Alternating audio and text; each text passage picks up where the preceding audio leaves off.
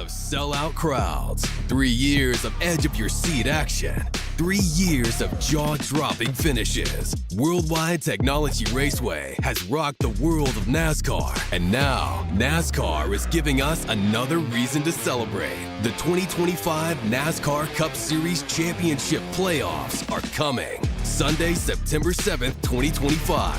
Just when you thought the racing couldn't get any more intense, now every single lap matters. One wrong move could be the difference between elimination and being crowned the king.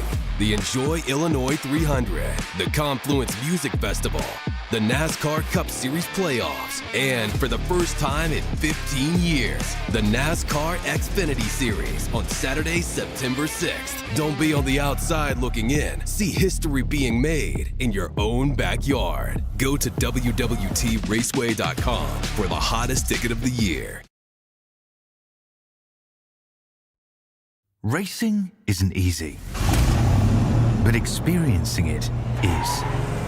iRacing puts you in the driver's seat with the industry's leading sim racing game. Drive on laser scan replicas of the greatest racing circuits from around the world. Go head-to-head against other drivers chosen by skill-based matchmaking to ensure competitive racing at every level. Compete across all your favorite series. In officially licensed cars, engineered to deliver the most accurate driving experience possible.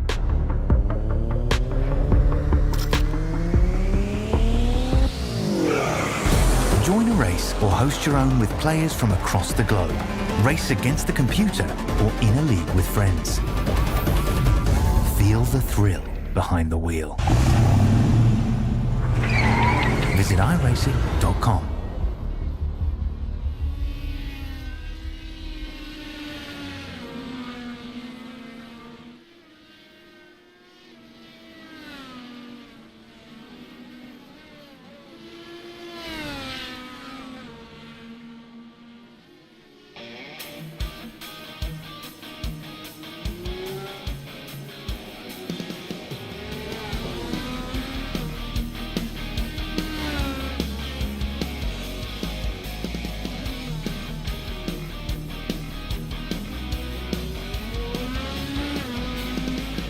It's Thursday, and you know what that means. It's IndyCar night on ERN. Hello again, everybody. I am Gary Gonson, and welcome to round 3 of one of the Elite Racing League's premier championships, the Warriors for Peace IndyCar Series. We come to you today from Sonoma for the Elite IndyCar Grand Prix of Sonoma.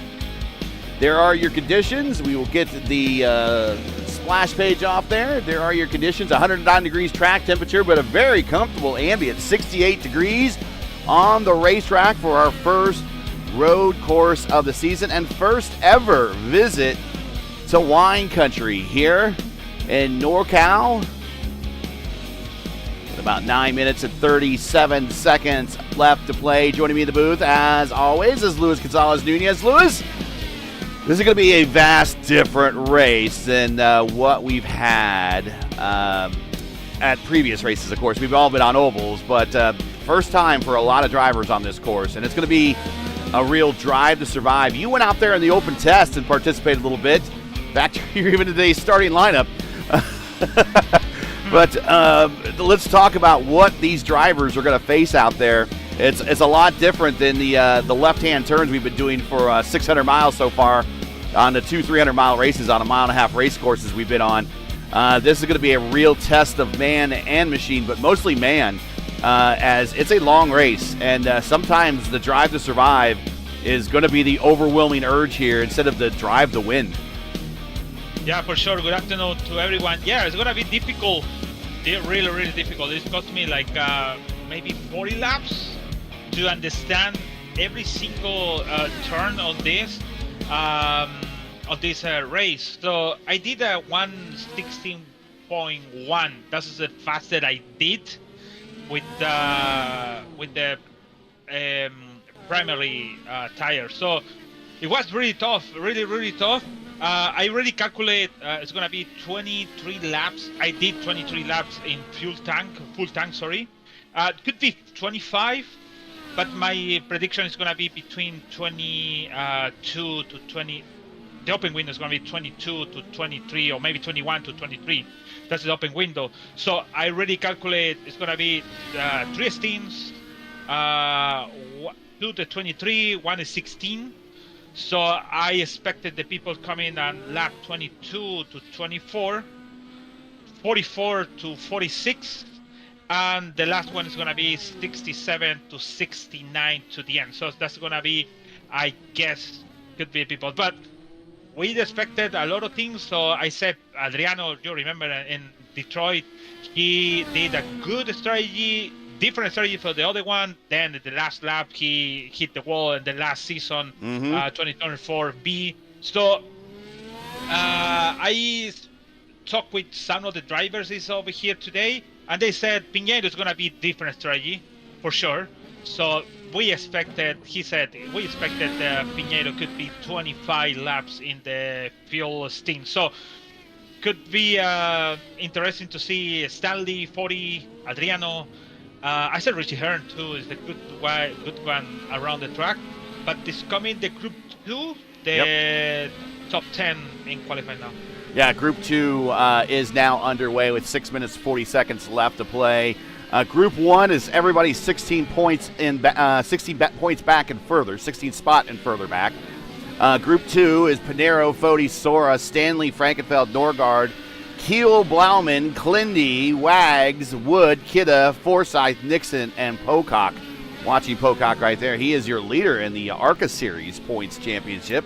And he is giving it a go here on the twisty, turny courses in the open wheel cars.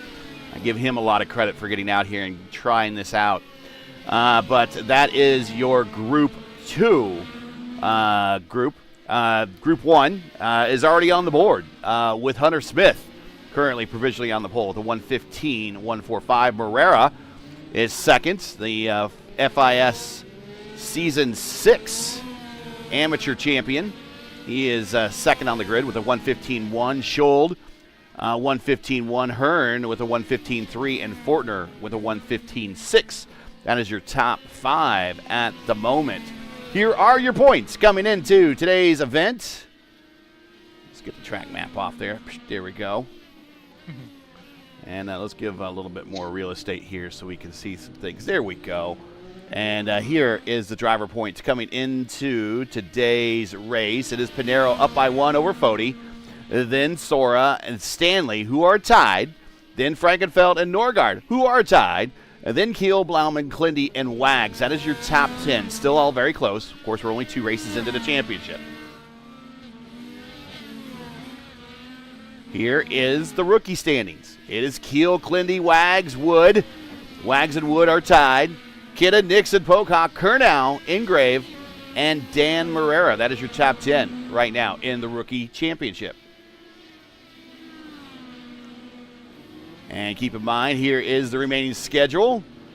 As we are, as I call the Murderer's Row portion of the schedule, we're going to be doing 88 laps today, 85 laps today. Then we're doing 250 laps, 500 miles next week at Fontana. And then 400K at Dover. And then we're not done yet because we're going to do another 80 laps at Barber to round out this run before we get any off time before getting to Long Beach, one of our crown jewels of the season. But that is your remaining schedule for the season. Still a very long way to go.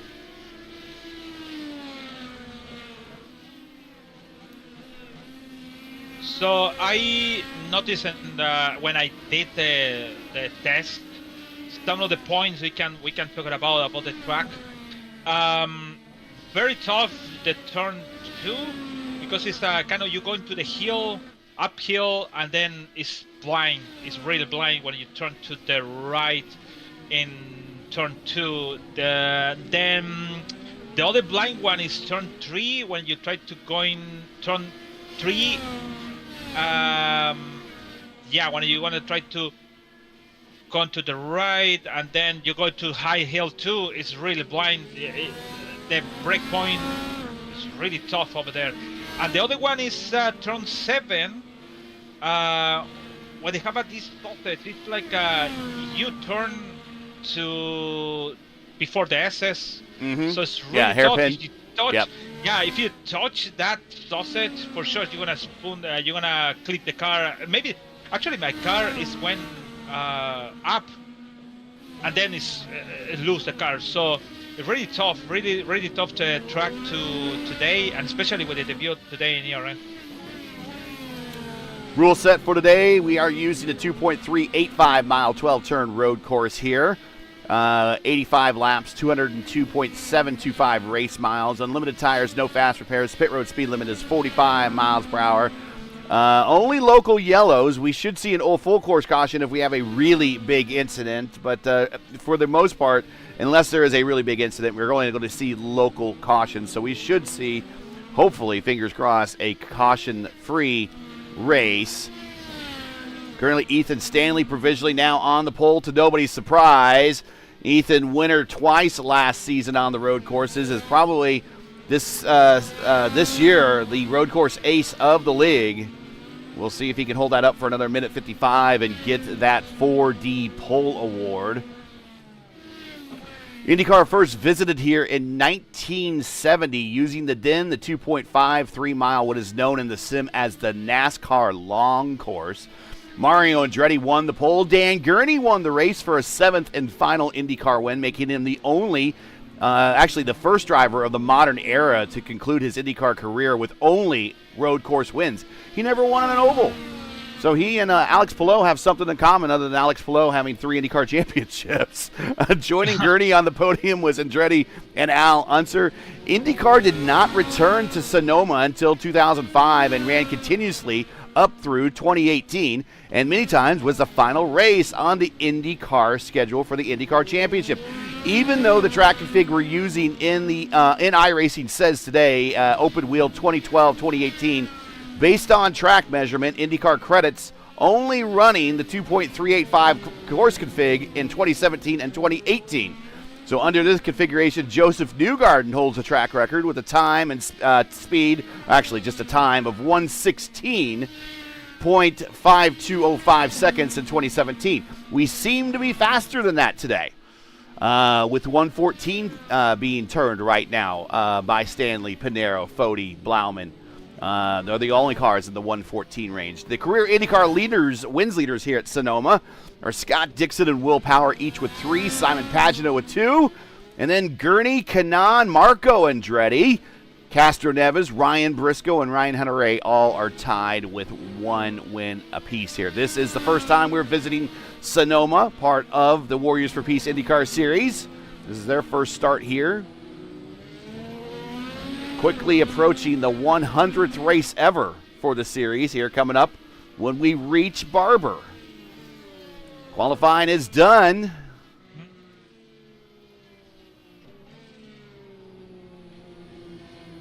I think it's going to be Ethan Stanley who's going to get the pole. As final laps are still being turned here.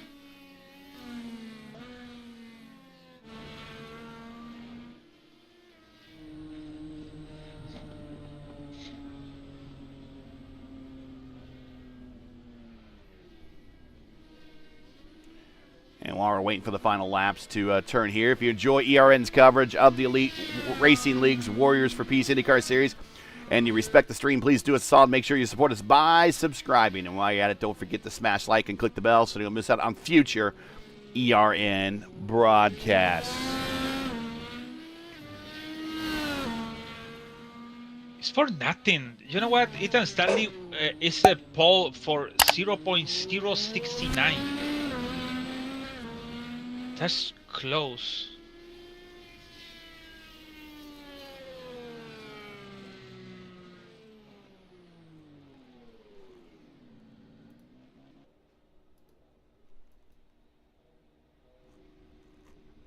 And we got about 23 seconds left here before we officially call off qualifications, and then we could start lining up, and we'll get you today's starting lineup. There'll be 29 entered, but 28 will race. And we're getting ready to run that timer out. Here we go. And it is racing time.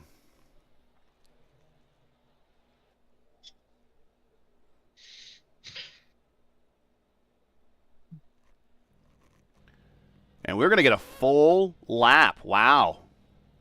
Yeah, I know. Wow. Well, this is going to impact fuel, folks. This is going to definitely impact fuel. Let's check the conditions, see if anything's changed. Yeah, 68 degrees ambient, 103 track temperature. Not much has changed there. We have plenty of time to bring this lap to you.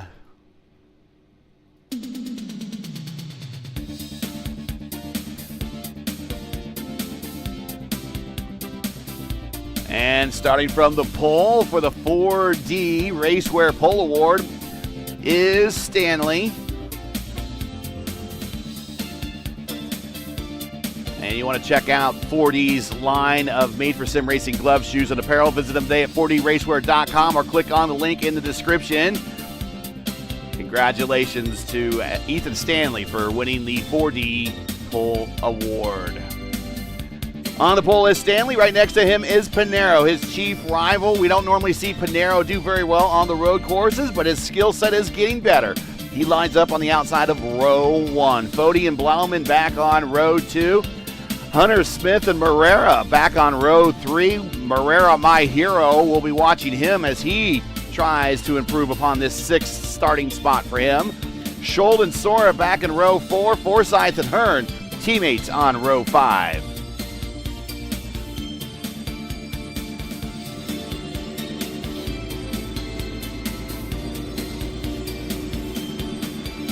Back in row 6, we got Frankenfeld and Norgard, Fortner and Watson, Hibbs and Keel, Pocock and Kidda, and Aldrich and Albrecht, the big Alro back there in row 10.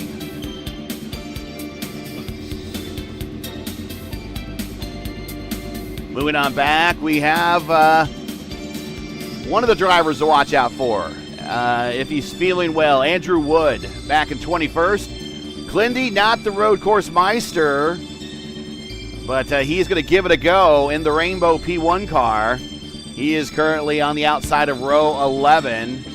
Herrick and Rebilas back on row 12. Huckleberry and Camargo, row 13. Then we got Ryan Huckleberry back on row 14 with Hunter Ingrave. LGN not in today's starting lineup today. My bad. And I tell you what, watch Hunter Ingrave starting this deep in the field. If he could get through the traffic and not get caught up in somebody else's incident, I expect him to go very high and show a lot of improvement. He is one of the certainly probably top 10 drivers in the Formula Indy Series. And we're going to see if he can cater to his strength here on the road course.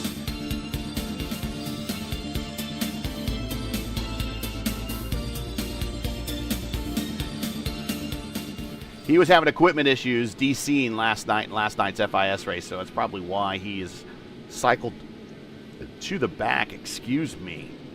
That is what happens when you have to eat dinner very quickly before jumping into a stream and doing a race. Did you eat like a bird or like a regular person? Because the bird is not chewy. It's just push inside.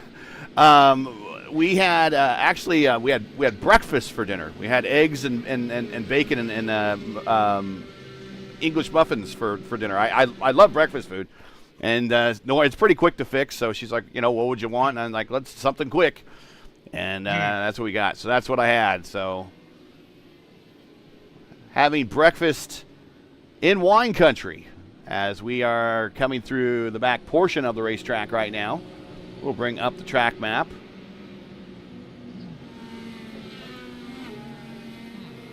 Coming into turn 11, which is the hairpin.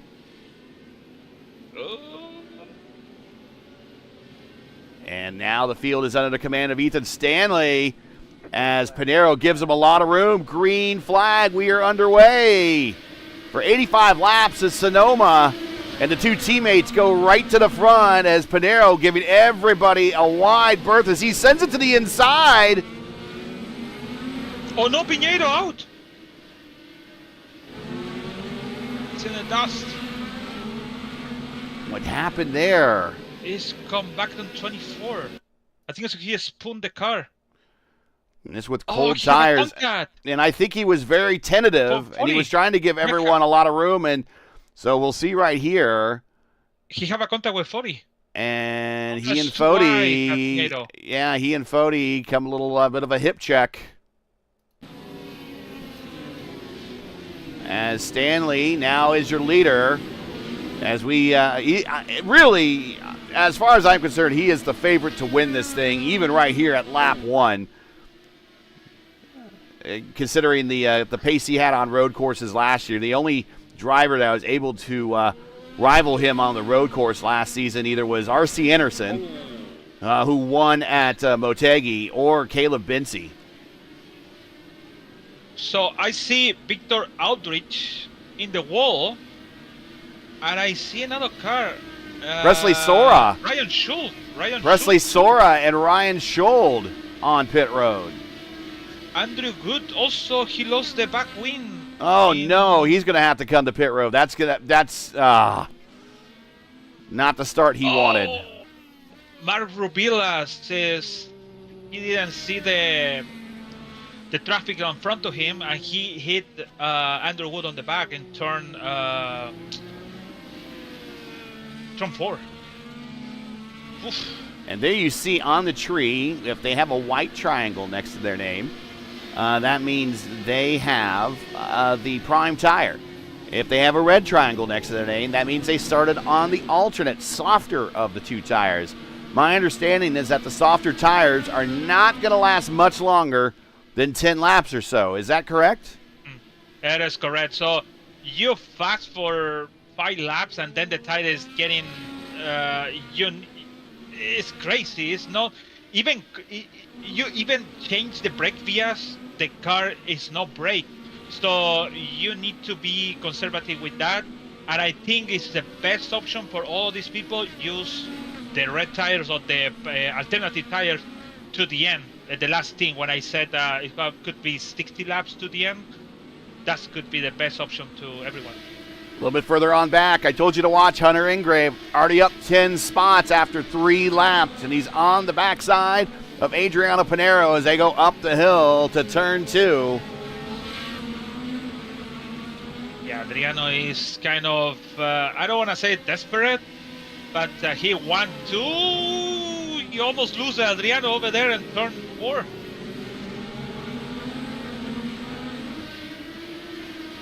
So Ryan Schultz and Percy Sora, DNF for them. Unfortunately, that's 2 early outs for Schold in 3 rounds this season. Still a long season to go. Presley Sora started on the podium and had an early out at Chicagoland. Now another early out here. So currently, you saw he was pretty high in points. That's going to cause him to fall a little bit down the order in the points championship. It is Stanley, Fody, Smith, Blauman, and Morera, your top 5. Ethan Stanley keeps turning purple laps. We're watching Hunter Ingrave up 10 spots right now on the back end of Pinheiro. Pinheiro started from the front row. Here's Andrew Wood leading the drivers on by. Wood fortunately had damage early on the first lap.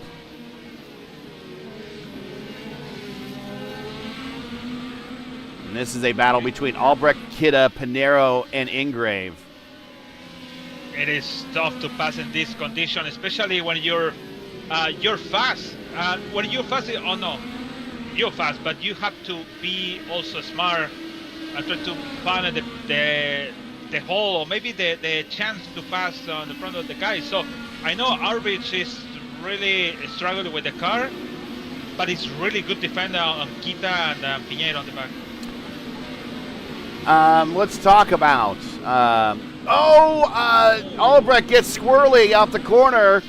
That causes Kidda to check up. Pinheiro gets around him. It's a battle for 15th, 16th, and 17th. Another battle on the racetrack, a little bit further up. Whoa, wow. A little bit further up. Keel, Watson, and Frankenfeld. Watson. This is a home game for Watson, so he is in the 49ers gear.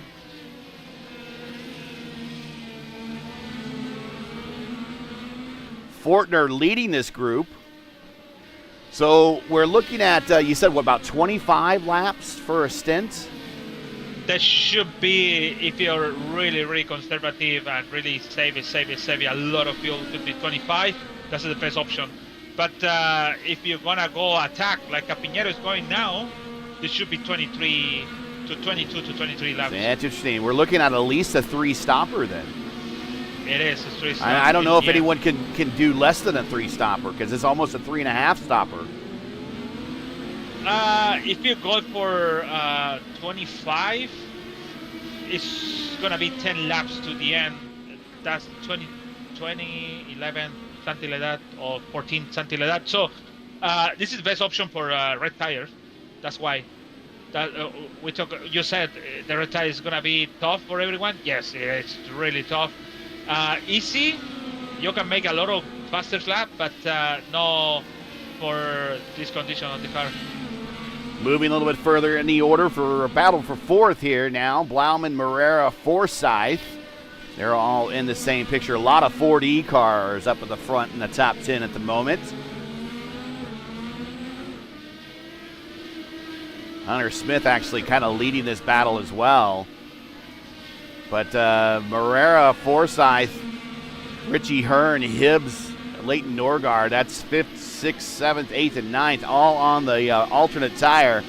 So we would expect them to come to pit road probably here, what, you think at lap 10, get the tires off, do a short fill, go back on the on the primes, and then start running out the long stints? It's going to be like our measure for all of these people who have a red tire. So it's a lot of included Richie Hearn, included Forsyth, what else? Kita also too, Jim Herrick. So it's gonna be our mark to see what's happened with Stanley 40 Smith, in which moment they're gonna use the red tire or the primarily. Stanley, another purple lap. He's moved off to a 2.8 second lead right now as we're watching Morera all over the back end of Air Jordan at the moment.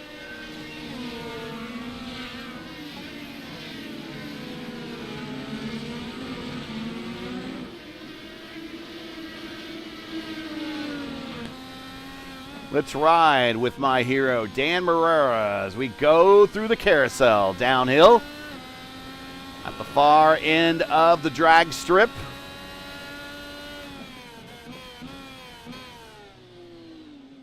Into turn 7. Very slow, one of the passing zones. Now into the S's. There's one part of the course that kind of reminds everyone of the old Riverside Road course. This is one of them right here. And a chicane.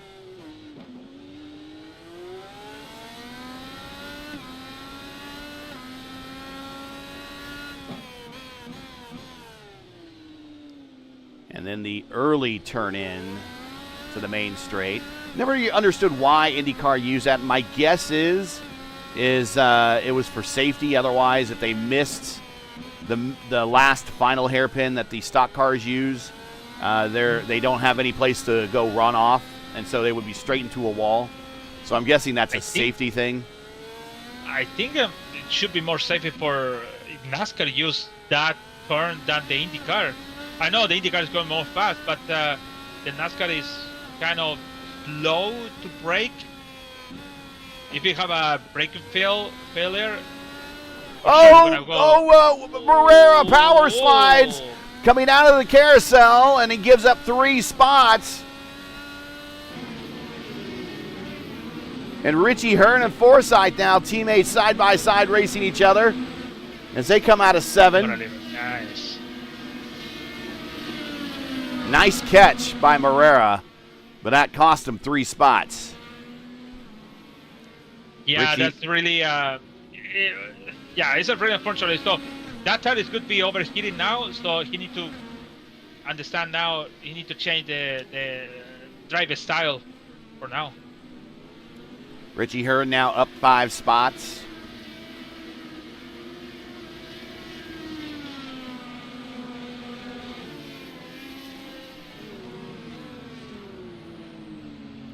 And there's father and son racing each other as they're going through turn 7.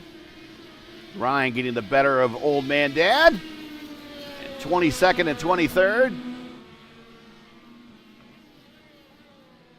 Of course, this is a racetrack that a famous son of a famous racing family has won at. A grandson, if you will. Marco. He won here in the IndyCar Series, one of his few IndyCar wins.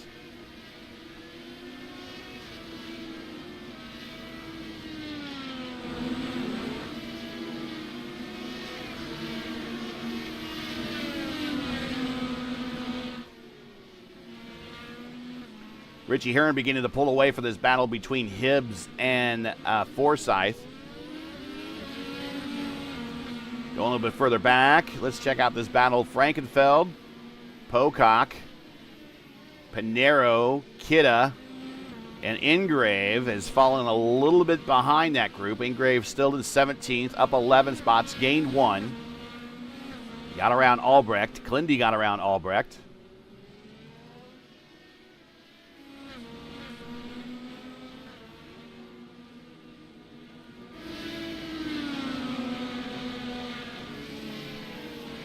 Very bumpy uphill. We talked about very blind corners. Braking zones are hard to find. LJ, you said that you found braking zones by finding marks on the pavement. Yeah, in turn 8. No, after turn 8, after the S, where you have the brake zone in turn 9, I used the mark in my the mark on the my God. On the pavement? Yes, that's the word. Yes. I use that. So that's the best one, where you try to learn new track like this. And also turn 11, I use the shadow of Pinheiro. Pinheiro! Oh, Pinheiro in the back of Pocock. Pocock slides to the inside. I think we're going to go back and look at that. There might have been a bit of a block thrown there. We're going to check. Now Pocock rejoins in front of Clindy. Let's check that out again.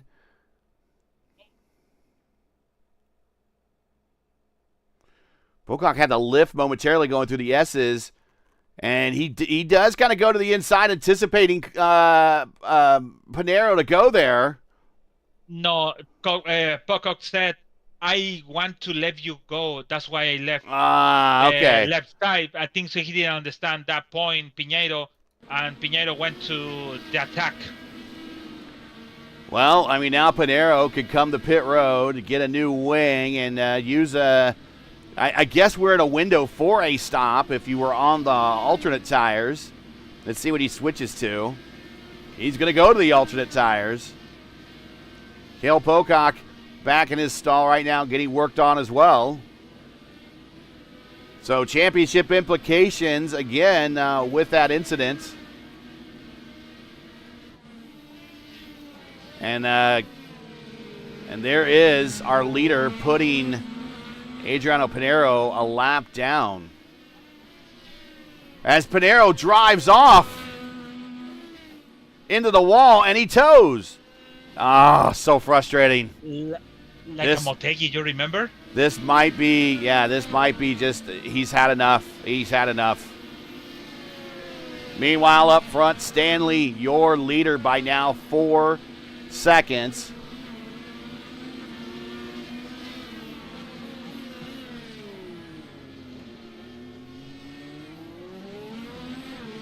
Stanley, at the moment, has the purple lap. He has started from the pole position. And I think he's led every single lap to this point.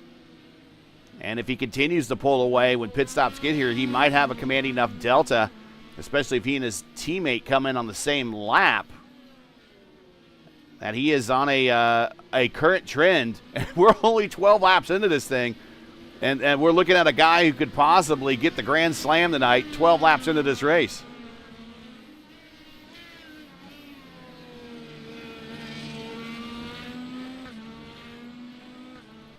Go back to Foti. I feel so bad for Pinheiro, really. Yeah. I feel so bad for him. really with good qualifying, bad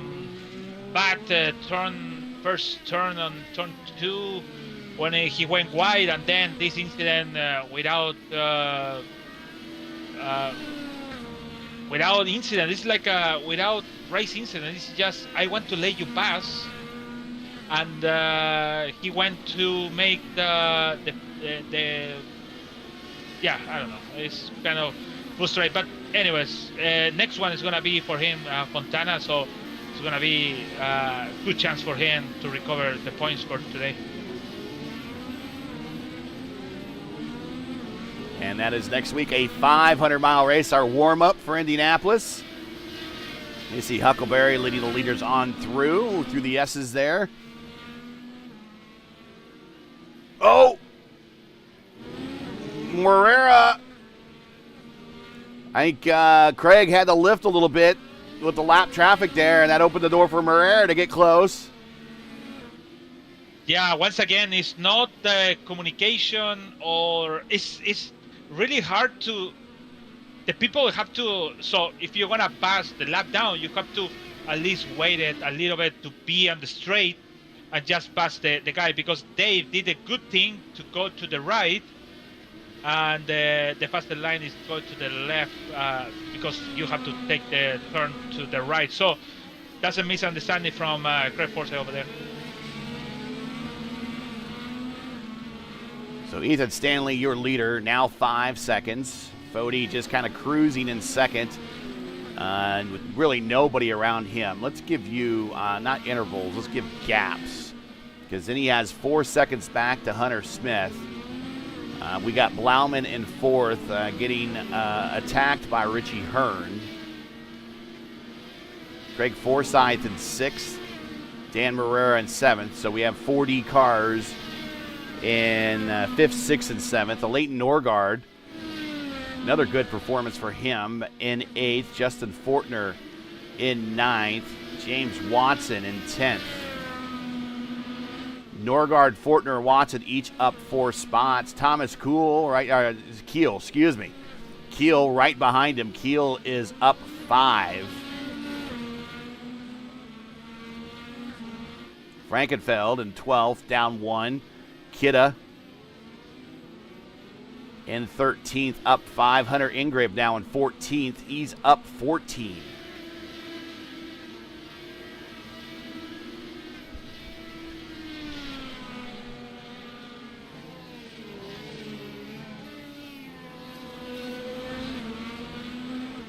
Last night, Hunter here was in second spot at the 150-miler for the FIS at the Milwaukee Mile, and unfortunately got DC'd. So he is looking for a little redemption today, and he is the man on the move. He is your LGN driver of the race so far, up 14 spots.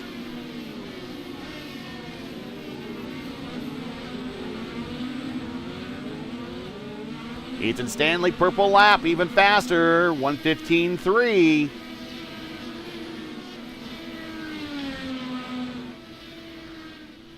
Neji Camargo on pit road, I believe. I have to change it, the temperature, but yeah, the temperature is going down to 96 degrees. Yes, 35.6 Celsius.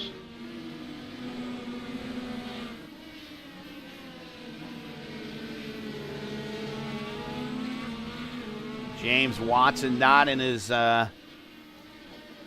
very standard and noted kind of bubblegum cotton candy colored livery that we normally see him in. Sporting the 49ers. Trying to run down Justin Fortner in 9th. Hunter Ingrave has reached the back end of Chad Frankenfeld for 13th and 14th here.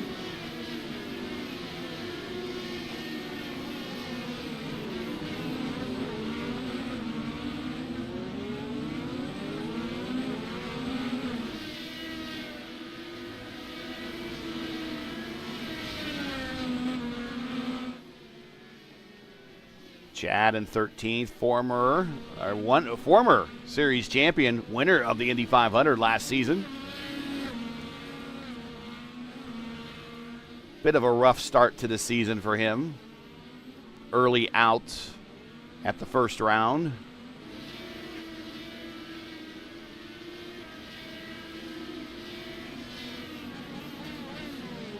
Meanwhile, up front, Stanley is your leader. Still, no one has come close to challenging him even on the opening laps. Started from the poles, led them all, setting purple laps on used tires and light tanks. As we are 17 laps into the stint, probably another 8 laps to go before they all come to pit road. So 2/3 of the way through their fuel tank.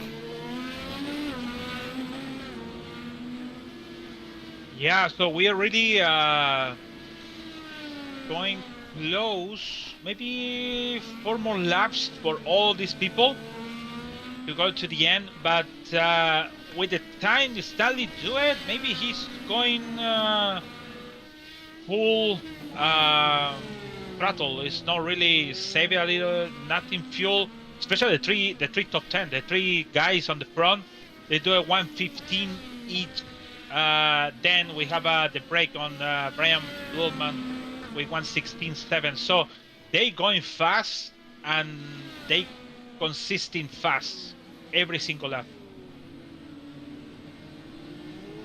Is there Stanley in lap traffic? That's Jim Herrick right in front of him. He has lapped up to the 17th position already here. 18 laps into this race, 85 scheduled. Jim cuts the chicane, letting Stanley on by.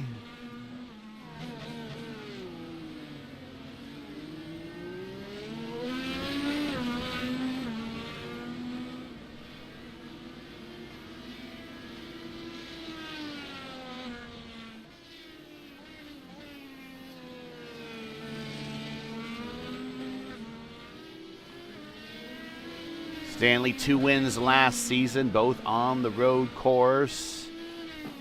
1 at Watkins Glen, 1 at Laguna Seca. The other road course victories went to R.C. Anderson, the IndyCar Pro. He won on the road course at Motegi. And Caleb Binsey won on the road course at Detroit for the Detroit Grand Prix.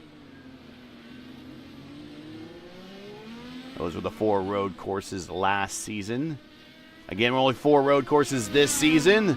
This is the first of 4. We go to Barber Motorsports Park after this for round 6 on the 20th of March. Then follow that up on April 3rd with a Crown Jewel event at Long Beach. And then 2 races later than that, after that, then they go to the Indy GP course in April, just before the 14th running of the Elite Racing League Indy 500. So all of the road courses in the center of the season. So if you're just an oval guy and you can hang tough on these road courses, you'll get a chance to finish strong at Indianapolis, Milwaukee, and Gateway. And 2 of those races are double points. That's pretty good for especially for Stanley. All of these guys is he need to take the points, especially with Piñeiro is out of the contender for today. Let's see what happens next time on Fontana. So really close, Richie Hearn, Brian Brolman, and Hunter Smith for the 3rd position over there. Yeah, watching that battle right now.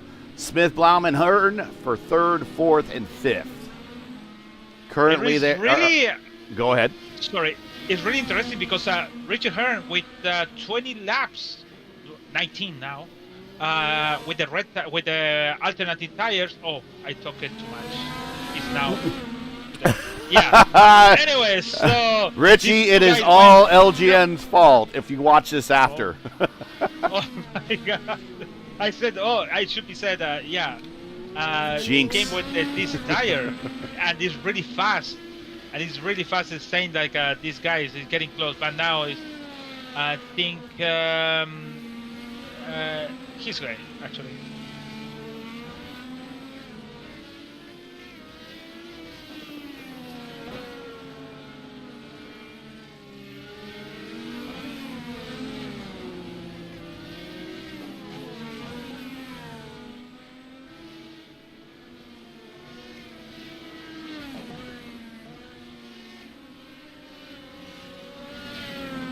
So in which part of that? I know in between turn 6 and 7 you can use the push to pass, and then you have this turn 7 to the break point on turn 9.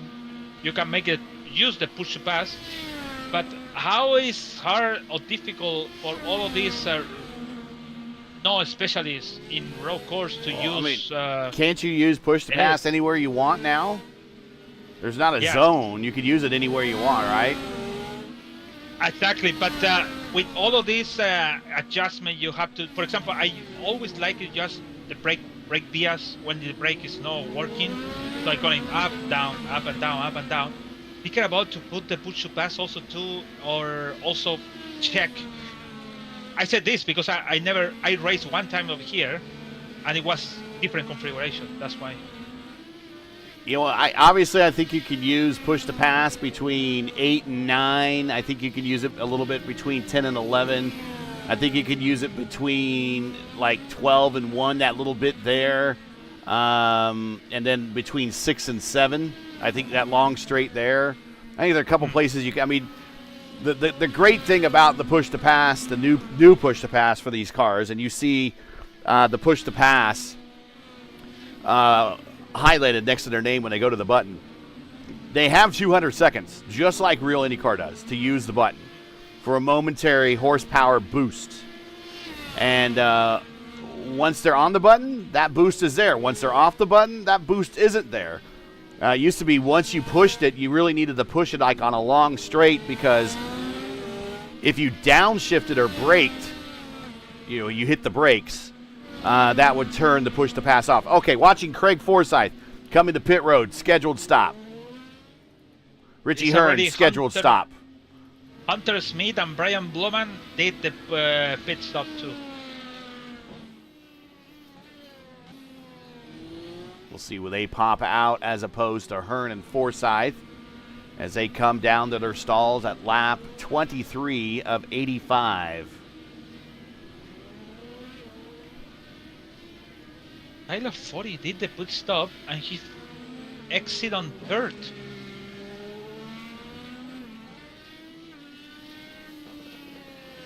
So 22 laps for 40.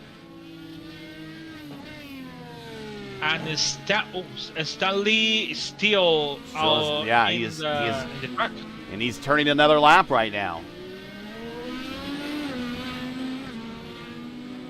Maybe he can go for the mark on 25. And he sets a purple lap.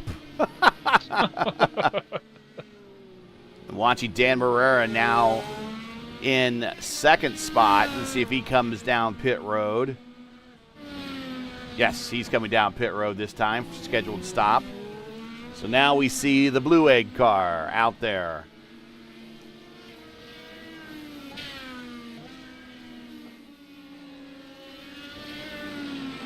And it's a good time to mention to rev up your business with Blue Egg, your marketing pit crew, turbocharge your lead generation with experienced drivers that can navigate the competitive track to connecting with your customers. With Blue Egg, you're always on the pole position, leading your brand toward victory lane. Don't spin your wheels. Accelerate success with Blue Egg, fueling small businesses to win big. There we go. To learn more about Blue Egg, click on their link in the description. And there they are, the sponsor of our leader who's dominated this day, Ethan Stanley. Does he bypass pit road or come to service this time? I know he's going to stay out. So it should be next time by coming to the pit for sure. Fody back up to second as Marrera on pit road. Hunter Smith back to third. Ethan Stanley, another purple lap. He's doing this without using the button. He still has 200 seconds of push to pass left. So the guy, he knows how to save the tires, because in this time the tires could be gone, and we see Richie Hearn with the alternative tires missing the break point, and this guy is just Morera clips the curb, but gets the pass on Forsyth.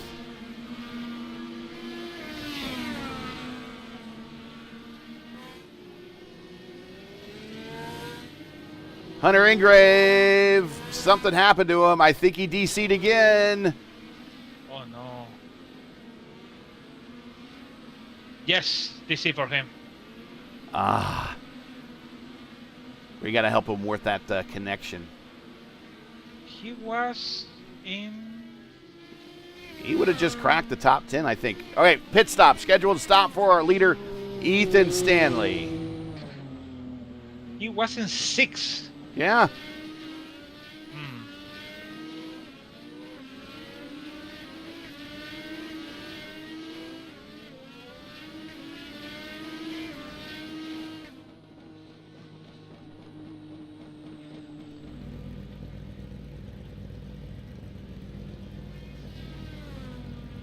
It's going to be interesting if Ethan win the race. It's going to be practice, qualifying, and race first. But he need to lead all the lap to make there. You get the Grand Slam. Exactly. And Clindy giving him room at the top of the hill. First stop done and smooth for Stanley. Does not give up the lead. There you see the push-to-pass situation. I've had it up on the screen for a little bit, but Stanley 200 seconds, Fody 200 seconds, Blauman 155, Smith 191. Hearn on the button right now. We'll see what he is going to settle at once he comes off the button. 157, Morera 200, Forsyth 189, Norgard 200, Watson 159, Fortner 179. And again, those are seconds remaining of pushing the button. Once you're out, you're out. You don't recharge. Now, when we do get the hybrids eventually, there will be a degree of the hybrids they can use once they recharge it. Whoa, Stanley getting a little squirrely coming through 8, 9, 10 area. Need to bring those tires up to temp.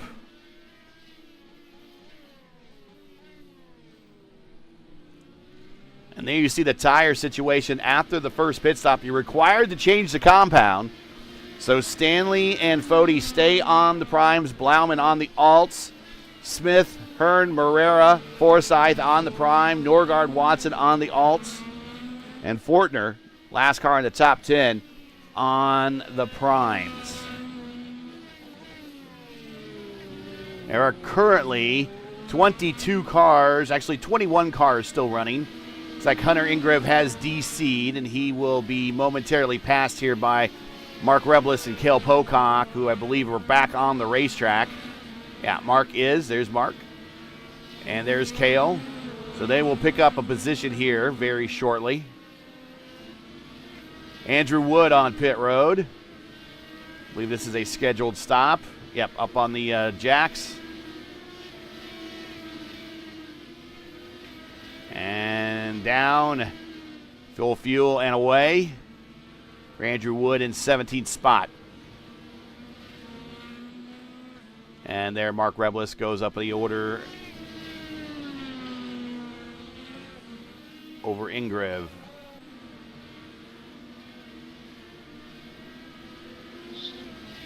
So you see 13 cars still on the lead lap.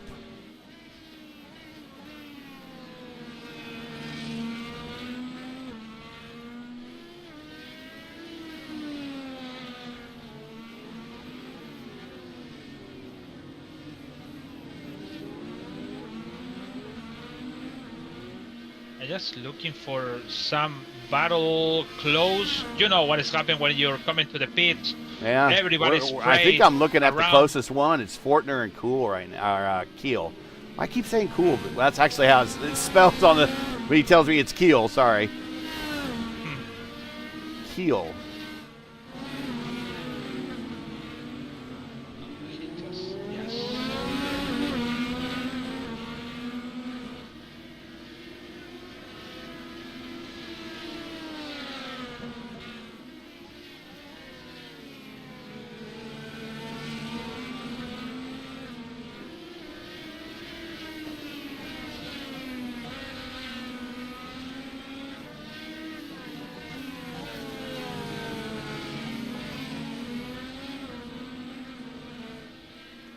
Right now, Keel is flanked. He's the meat in a little eagle sandwich at the moment as he has Fortner in front of him, Frankenfeld behind him.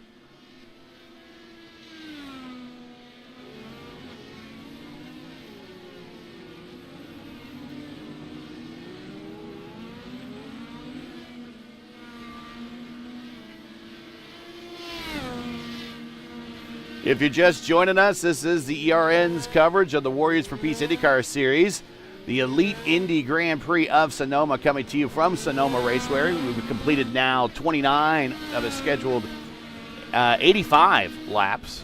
Make sure to smash that like button, subscribe to the channel so you miss out on the next race. Not a lot of excitement in this one yet, folks. I think the biggest excitement and the biggest question now is Stanley. Can he get the Grand Slam at this point? Do you think someone, well, you know, I'm going to say this right now, and I think I know the answer. Do you think someone in that last stint is going to throw on a set of red tires with a light tank and try to throw some Red Bull laps up there?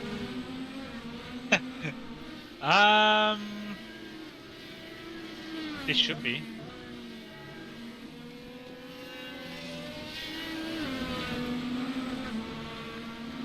Do some Carlos Sainz late race heroics. Not Carlos. Who was the other driver for Red Bull? I don't know Formula One. Oh, Verstappen. Not Verstappen. Leon Larson. Well, it will be Larson this year. Who was Verstappen's teammate last year? Checo Perez. Checo. Yeah, that's right.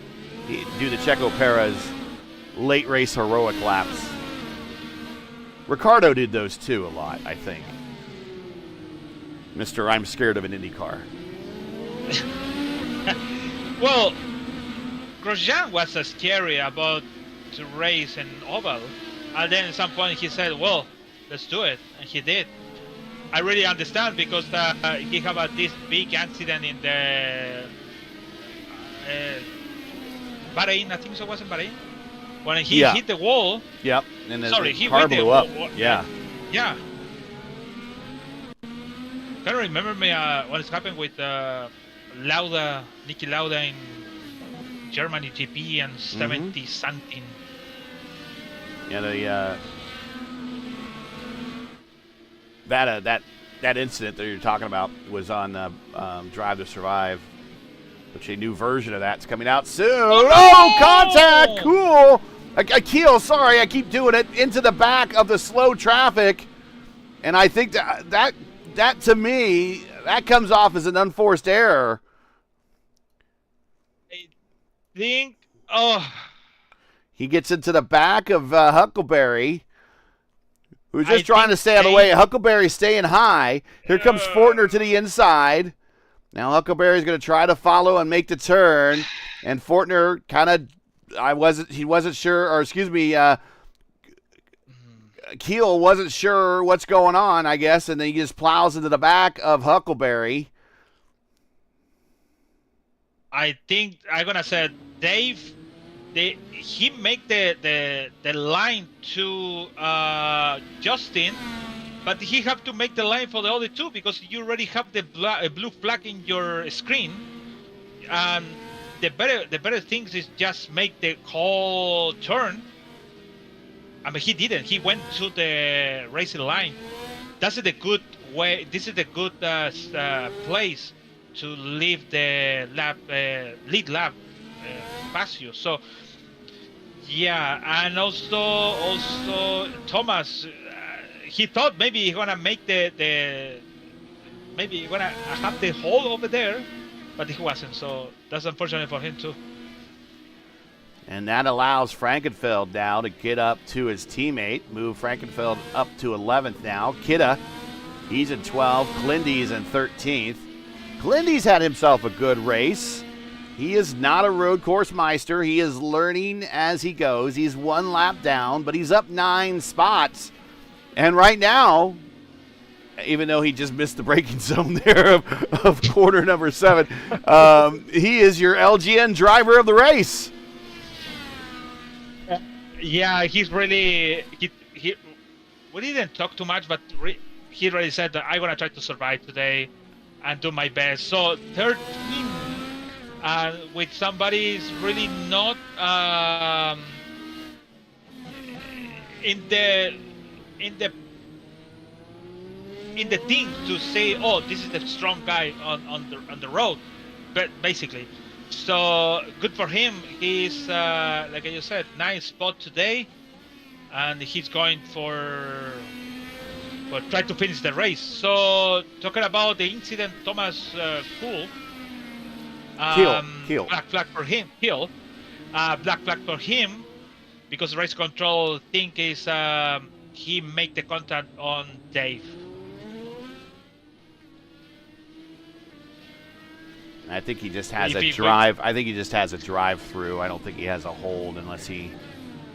Yeah, that's what I saw in my. It's a drive-through. But if we talking about outside, it's like I said. So you have a blue flag, you have to pass. Let you pass, for sure. You have to, and you have to find the spot. It's your choice where you have to leave the spot. And also, it's your choice to do it safety actually, and do it well actually. And it's 50-50. You have to let it pass, but at the same time, you have to do the dive bomb like that. That's the same question to make the question. So it's really difficult for race control to understand that points. But what you see outside is different perspective too. Mark Rebilas showing on pit road for an extended stop. Cale Pocock, when he passes him, which he will here in just a moment, will move up to the 20th spot around Rebilas. They're both 9 laps down. And this will move Pocock up to 20th. He is the last car running on the racetrack. 21 cars still in the lineup, active on the racetrack overall. Frankenfeld on the push to pass button, and he is milking that button a lot here recently. He's now under 100 seconds, and he is being chased down by Takeshi Kida. You know what's crazy? We are in the lap 35. 35 or 34 anyway. Yeah, and, 35. We still one more stint. We need to finish with 2 more stints to go to the end. It's a really long race, and to be honest, I don't want to be in that shoes of Frankenfeld. Here's Kida, Frankenfeld. Kida, Frank coming into 7. All right, so Frankenfeld defended, and he holds on to the position for now.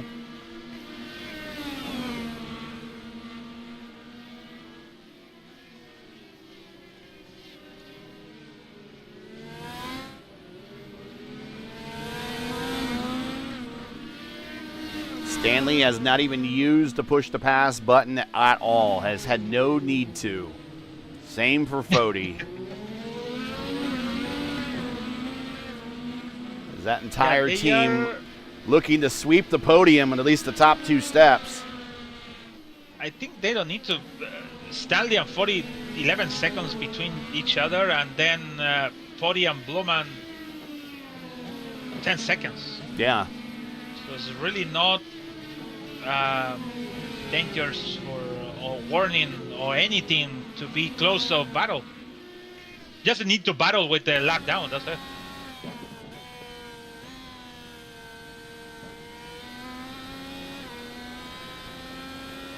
Riding out the back of Chad Frankenfeld's car.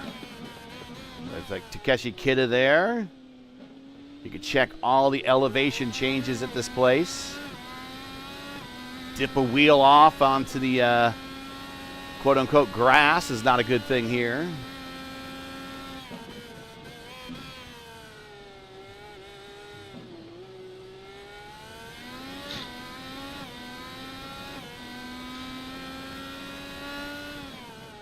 It's the first time the Warriors for Peace IndyCar Series has been here. First of a third of 3 tracks to start the season that we have never been to. Then we'll go to Fontana and Auto Club Speedway for a place that we've been to before, and we'll do a 500-mile there. And then we'll head to Dover for the first time, to the high banks of the 1 mile oval. And for that one day, it'll be the world's fastest virtual 1 mile oval. Expect to see speeds well over 200 miles per hour at Dover.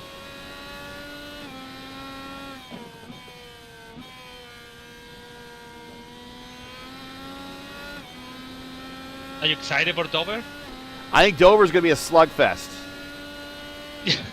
I think it's going to be a slugfest. I think these guys need to be very smart at Dover. Otherwise, with the self-cleaning banking that you have there with the racetrack, I think one little wreck is going to, take out 2 cars. That's going to involve 2 cars. Will very easily include 3 or 4 others if it's close quarter racing. IRL flashbacks. Kidda, right there on Frankenfeld.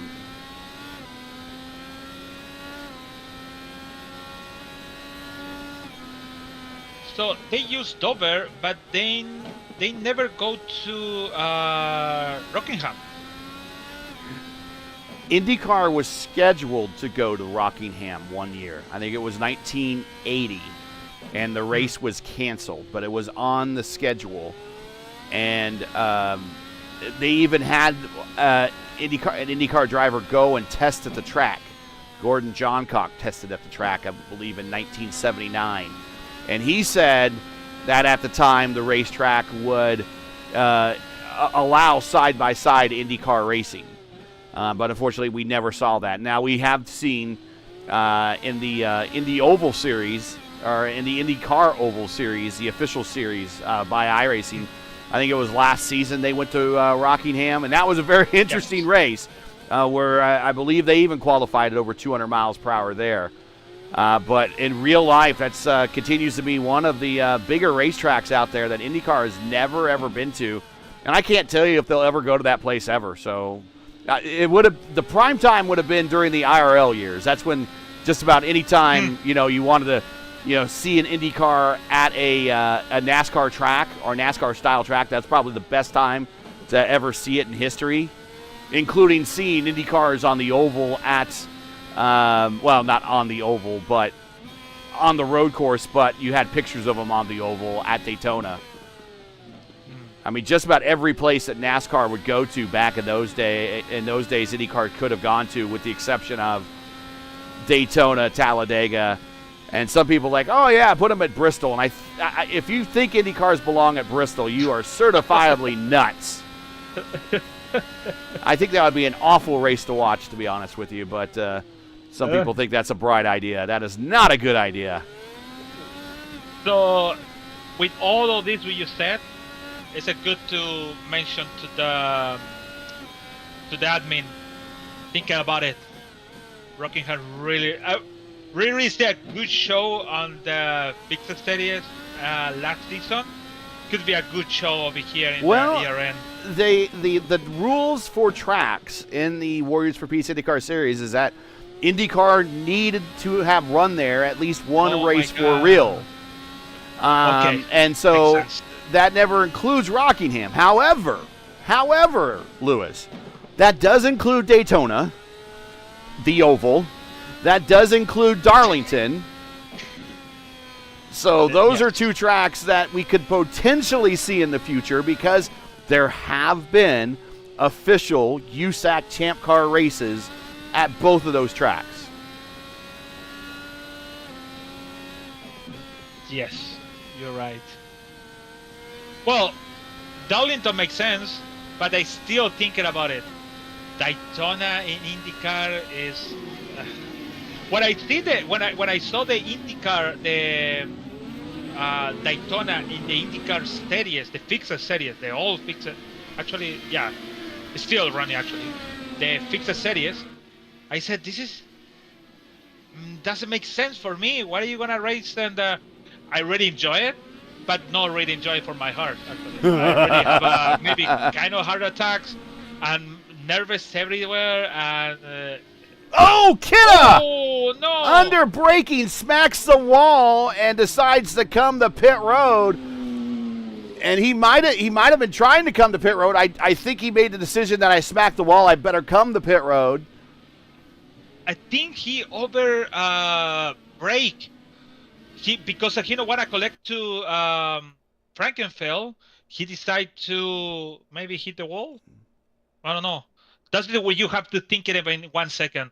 What's supposed to do? Going straight with the Frankenfeld? Or just try to avoid? And he made the right choice because you don't. It's not. Yeah, you don't. Oof. Yeah.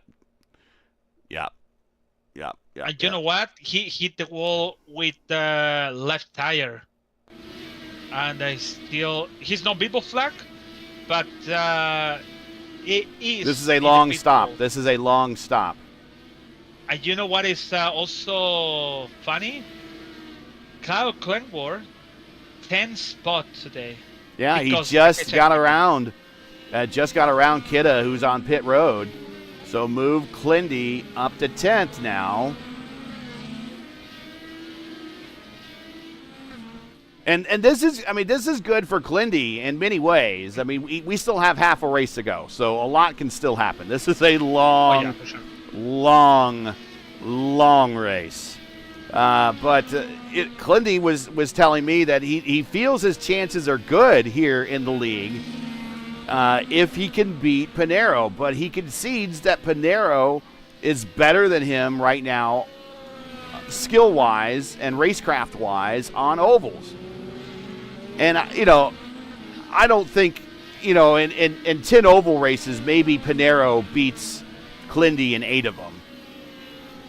But not in every road course race, and today is certainly the case. I mean, Clindy, regardless of what happens today, Clindy's going to finish ahead of Pinheiro in the running order, and that's really going to help him in this campaign later in the season as he's racing Pinheiro, a lot closer on those ovals. Yeah, for sure. It's really like the police said, if you have to go slow to go home. Yeah. And that's what and that's what I Clindy do it. So try to go in slow it's not slow, actually it's going competitive. It's 1:16.6 he did the last time. He's the faster lap for personal lap. He's not that far off the pace. He's really not that far off the pace.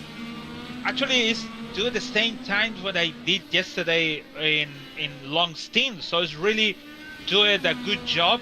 Try to maintain the pace in the car. So I really advise him, just use 401 in the IRB anti-roll and just put Mat 5.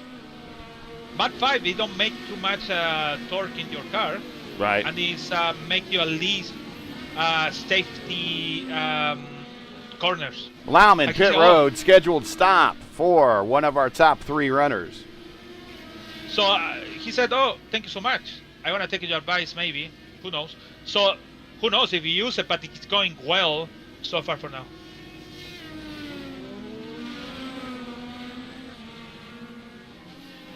Second stop done for Blauman. He rejoins in 9th spot. He went 21 laps on that stint, and he is on the alternate tire. You see with the red sidewalls as he tries to get those up to temperature and grind for some grip right there. Ethan Stanley, a lot of traffic in front of Ethan. He is lapped up to 11th spot, and 11th spot is Chad Frankenfeld right in front of him. Chad, halfway through this race, he definitely wants to stay on the lead lap.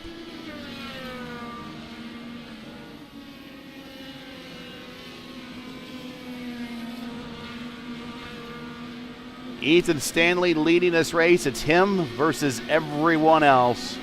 Tyler Fode might as well be best in class, as he is second on the racetrack, 16 seconds behind his teammate. Hunter Smith now third as we're waiting for pit stops to occur here for the second round of pit stops.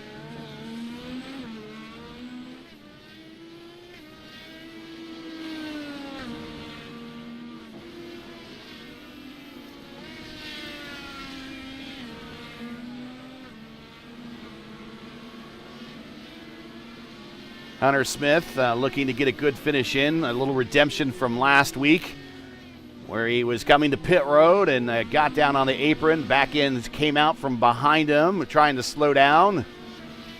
Unfortunately, came back up on the racetrack and took out a couple of prime runners.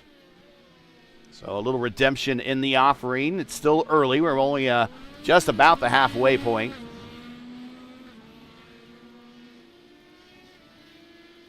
Yeah, we are at the half. We just passed. And here comes Hunter Smith, second stop.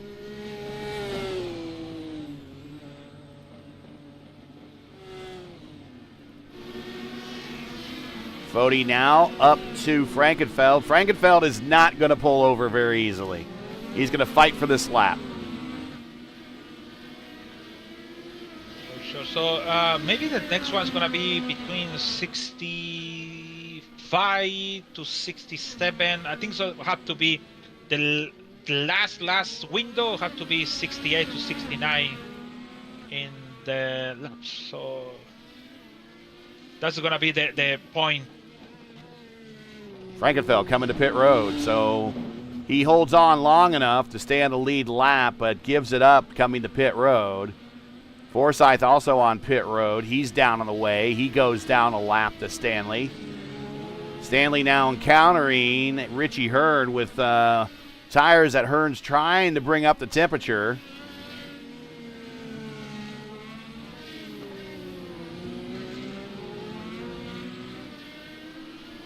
This is quickly turning into what I would call a romp. This is a rout for sure. Remember when JR used to say that that Stone Cold would be stomping a mud hole in somebody? This is exactly what Stanley's doing right now to this entire field, stomping a mud hole in everybody. He is laying a huge hurt on this field, letting everyone know that he is, at least when it comes to road courses around these parts, the man.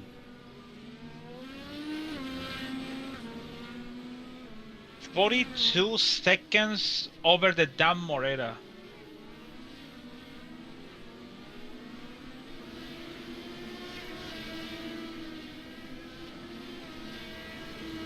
And 51 seconds virtually in the second place 40. So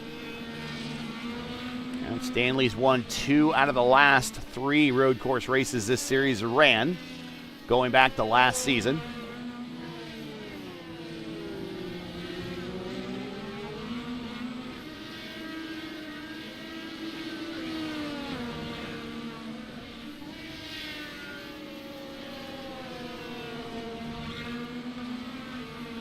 He has 4 career wins.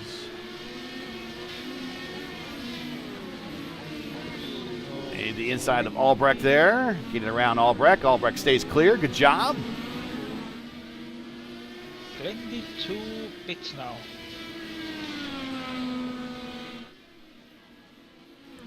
You got to see when Ethan Stanley won his other races. He won at Grand Prix of Indianapolis, so he won on the road course there. That was in 2024A, so a year ago about. He won on the road course at Indianapolis there. And then it must be 2023, possibly? He won at Michigan in the 2023 season, the blacked out season. So he does have one oval win, but all of his other wins on road courses.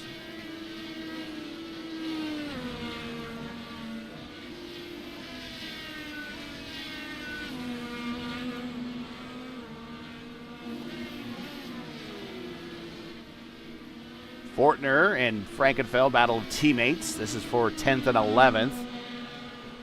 Fortner, and both these guys are just out of the pits basically, so they are, this is a live battle here. No pit stops involved.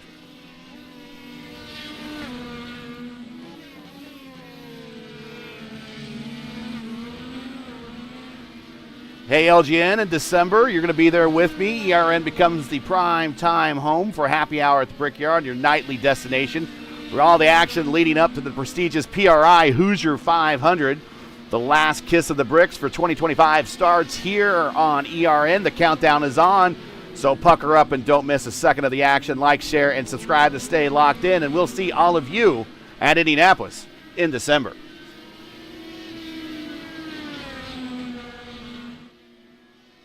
Oof, long way though. Huh? Oh, it is a long way. December. It's gonna be a long seems way. like it.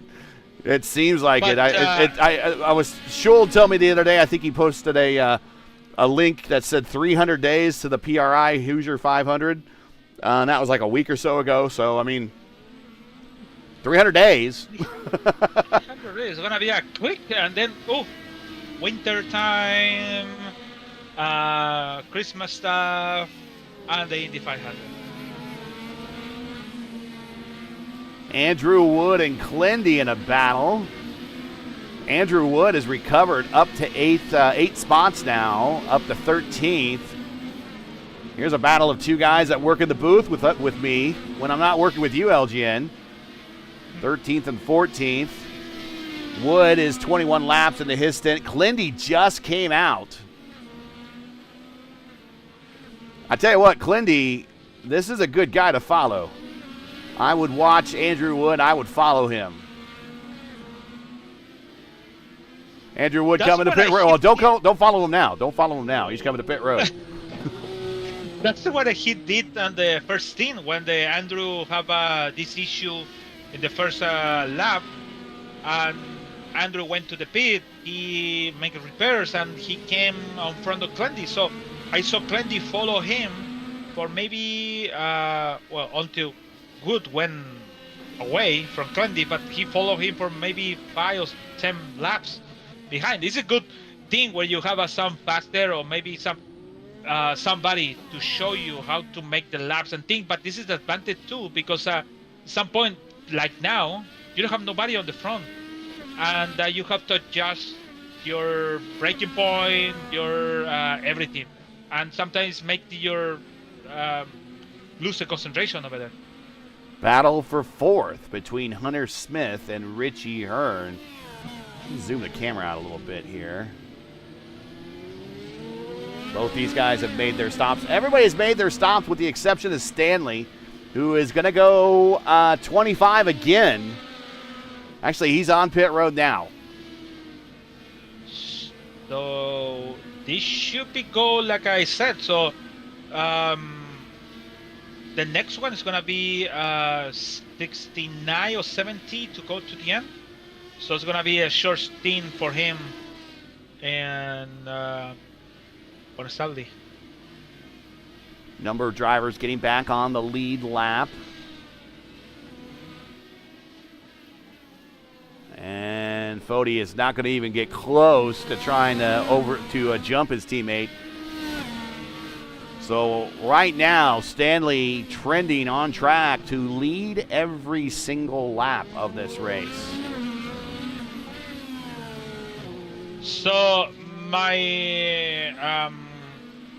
analysis said the better way to go to the end is use the red tires to the end. So I think Stanley in the last stint, he's gonna use throw the reds on, throw the alternates on. Yeah. Yeah, alternative. Okay, I don't think he and Foti have gone to the alternates yet. They have been on the prime tire exclusively all throughout this race. Now Blauman in third, he is on the alternate tire. I have a glitch on my ATVO, so they show me Brian Bullman used the primary tires, and then he used the same tires we use now, and they started. So I have to check the rear suspension to check if they use real tires or not. So yeah, but the rules is you have to use both tires in all the race. I think Blauman started on primes and have been on alternates the last two. At least that's what Race Lab Apps is telling me. So yeah, he started with the primarily. Yeah, and the then primary, now it's yeah. an alternative. Hunter Smith is fourth, as right now he has Richie Hearn on him tightly. This is a battle for fourth.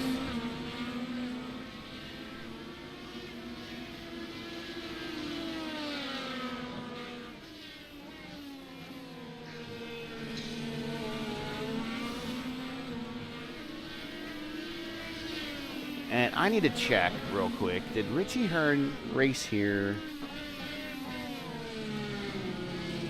in real life in the when he was in the IndyCar Series? I think he did.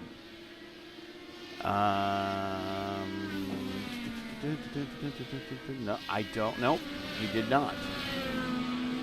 Let's see. Maybe he did in the Atlantic Champ Car. Maybe no. Champ Car never came here. Oh, so no. Maybe. Oh.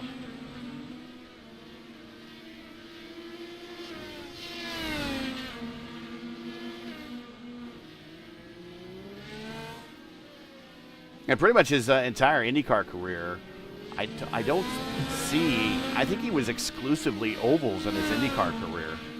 Yeah, because he only raced 2 seasons where road courses came in. 2005 and 2007 were the road course seasons. He raced in IndyCar from 96 to 2007.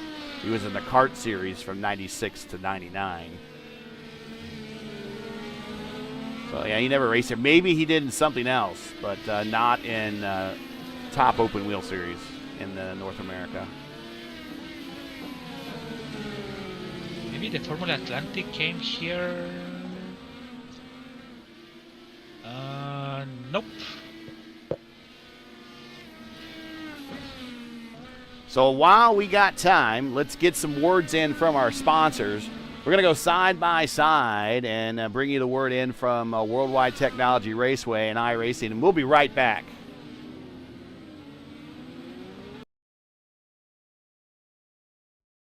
Racing isn't easy, but experiencing it is.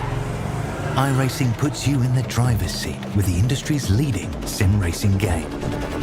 Drive on laser scan replicas of the greatest racing circuits from around the world. Go head to head against other drivers chosen by skill-based matchmaking to ensure competitive racing at every level. Compete across all your favorite series. In officially licensed cars, engineered to deliver the most accurate driving experience possible.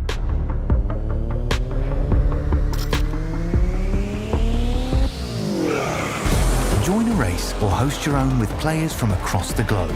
Race against the computer or in a league with friends. Feel the thrill behind the wheel. Visit iRacing.com.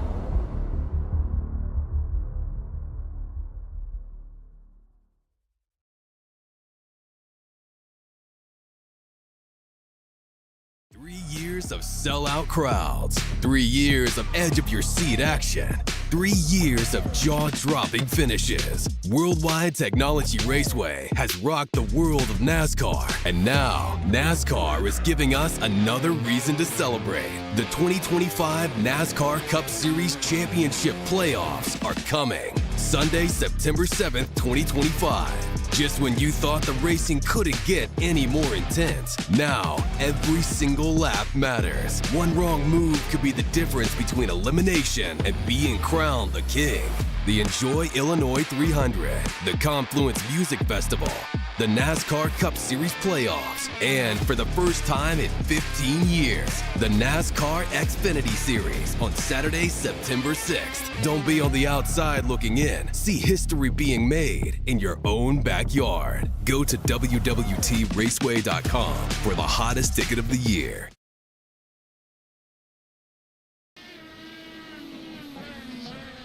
All right, we're back, and apparently some news happened while we were away. Hunter Smith has some damage to his race car. Remember, Hunter Smith was in the top 3, and we're going to try to go back further in time to see what happened. He was in the top 4 or 5 But it was riding in the top 4. 3 at one point, and let's see what happened. Trying to get back in time to see where it happened. Okay, there it is. Turn 11. Okay, we're 10 seconds now before, and there's I think he gets hit by Huckleberry, but not sure of what the circumstance why. Here he comes into the braking zone to go to pit road. Oh, Dave just piles into the back of him. Oh, my goodness.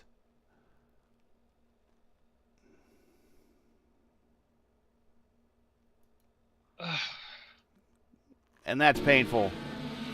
It's a lot of painful because he's in top 5 and make Richie Hearn going to 4th and Dan Morera to 5th. So if I Hunter Smith, I get so mad because I did my best to stay on this hard race. But to be honest, everything gonna happen. Could happen for Ethan Stanley, could be happening for Cody, and also could be happening for Frankenfeld. We already saw in last season on Richmond when the one lap down, actually many lap down, came to the pit with damage, and he was on the lead, and he wrecked like 3 or 4 people in there. So very unfortunately, because like I said when I started the broadcast, the break point in that part is really tough to understand. Where do you want to use it? I said the shadow is the best to make the break point over there. And we got a battle for second brewing. I mean, we got a request in chat to show an in-car from Blauman as he runs down Fody. This is now about a 2-second battle right now, right at 2 seconds. And we are riding over the shoulder of Blauman right now. Let's go to the Robbie Gordon cam. There we go. And there's Andrew Wood in front of him. Andrew will get out of the way when he gets closer. But he needs to get closer.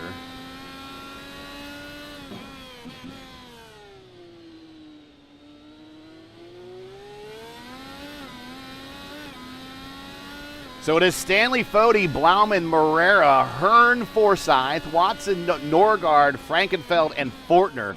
Frankenfeld and Fortner, teammates, continue to battle for 9th, a little bit further down in the order. In fact, that is your closest battle on the racetrack. But we'll watch this for another lap or so, see if it gets any closer.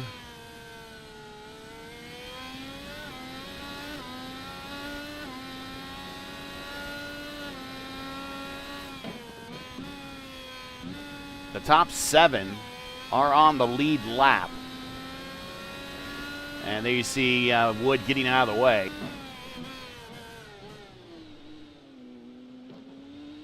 Justin going close to Jack in turn 9.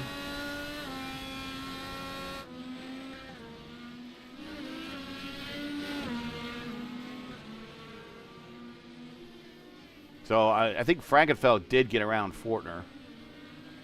Yeah, see, he wanna go pass. So Dan Morera make the pass on Richie Hearn because Richie Hearn missing the break point on turn 3, the line to go to the 4, and Richie Hearn decided to leave the position out to try to come back to the line and try to make more hard for Dan.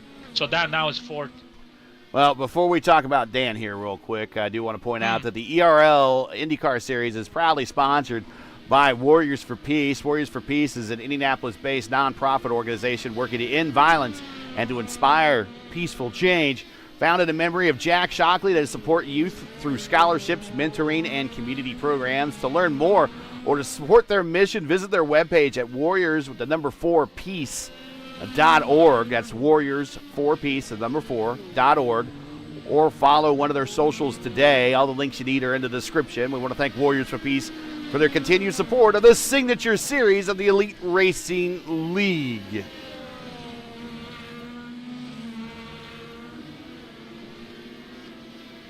$60 of 85 in the books. Coming to 25 to go next time, guys. So, Dan Morera We're looking at this guy right here. He is the reigning and defending, but currently he isn't running the series, so he won't be able to defend his championship, but is the reigning and defending Formula Indy Series amateur champion from last season. He is a member of 4D Racewear, their team, and is a very good friend of mine. He hails from Costa Rica and is a lifesaver, in my opinion, to me. My father decided to do not a very well thought out plan of one of those around the world cruises that the cruise lines offer. Like it was going to be like 9 months. My dad's a widower right now, so he feels like he needs to go out and have fun in the sun and an adventure and everything. For 9 months? For 9 months, that's what I said too. You don't need to be on for 9 months. A lot. And so unfortunately, he had some health issues on that cruise. And when the boat reached Costa Rica, he was discharged from the boat and had to go to the hospital in Costa Rica.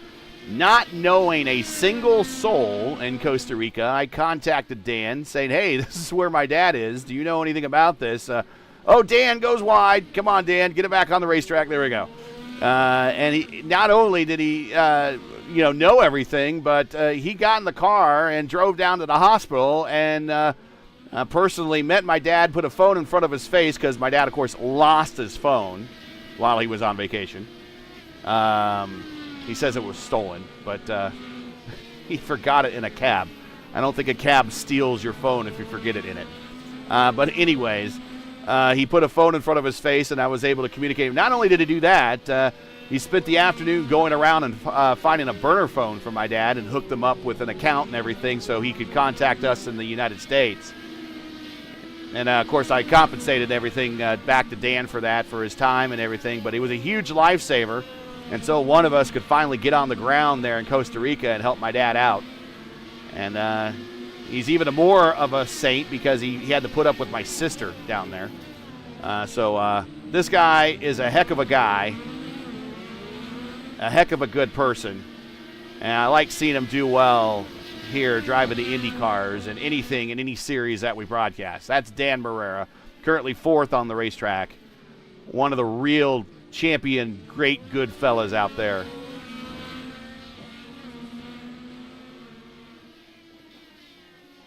That's pretty good story. I already know it. I already knew the story, but 9 months on the cruiser is really long. My dad only lasted 3 months on the cruise. He didn't make it 9 months. Oh, no, Dan Barrera flips out. He is dropped.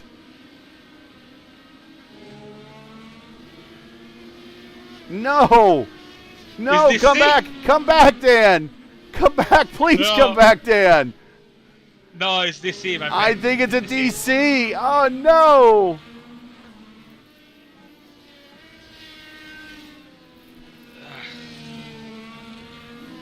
Oh, I feel bad. It's my fault. I did the broadcaster jinx.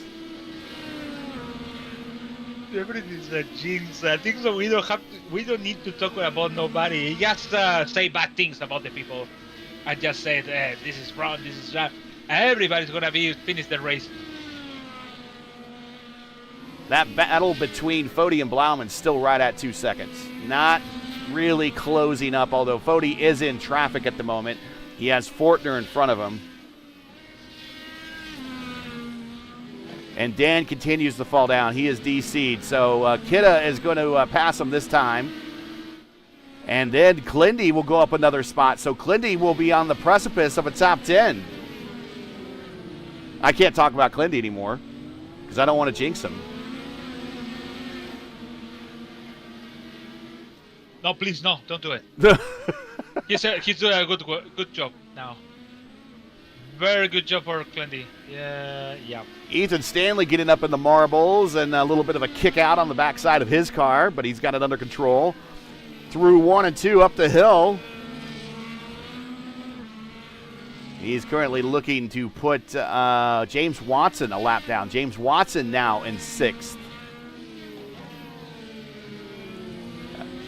Clindy getting around Kidda, who's on pit road. Now Clindy is in the top 10.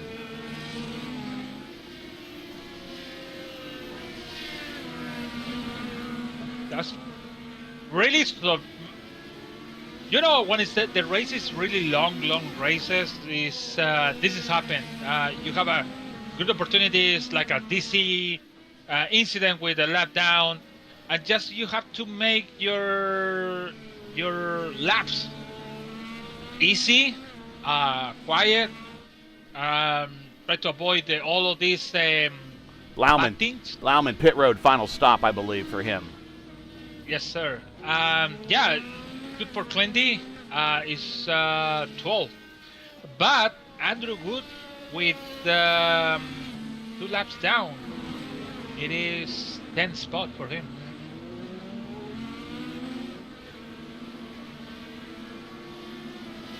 And nothing against my pal Clindy, but Wood's going to have more pace on a road course than Clindy, so he might be able to run that battle down here in the 21 laps to go, as both of those guys still have to come to pit road probably one more time. Was unlucky for Andrew, really. I saw him make a lap for the qualifying. He spun 2 times. He make one good lap, but really good to enough for finish to be on the top spot. So now with all of the incident, he's 11, and it's really good good approach to the end. Frankenfeld right now leading a duo behind him of Fody, who's in second, and Fortner. That is a battle for position between Frankenfeld and Fortner as they go around Huckleberry on the outside through the and Fody goes wide but catches it, and now Fortner is going to have a run to the inside into the braking zone. Fortner decides against it because he is racing one of the leaders. Fody, little squirrely coming off on their acceleration under the corner. Frankenfeld's not making it easy for Fody, making that car very wide right now. Frankenfeld 1 lap down. He's among 4 cars 1 lap down. It's him, Watson, Norgard, Frankenfeld. Watson just recently fell down 1 lap. There it is, Ethan Stanley right in front of him. So the next car to lap for Stanley is the other light blue car out there, Craig Forsyth.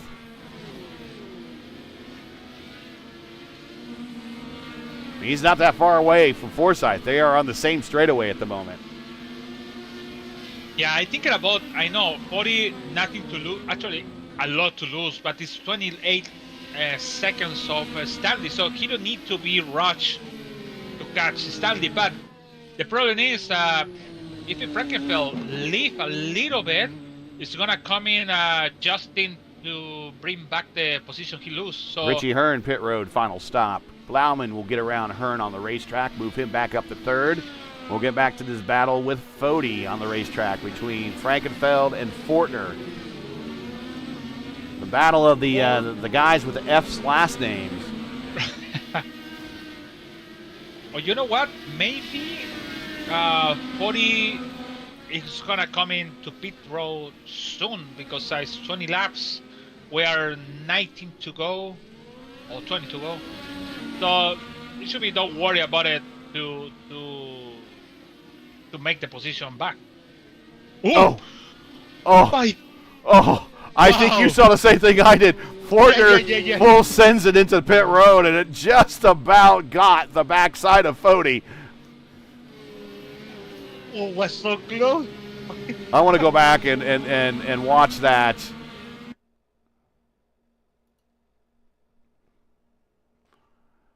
Let's go out the gearbox of Fody. Watch this. Yes. Whoa! Oh my God! Wow!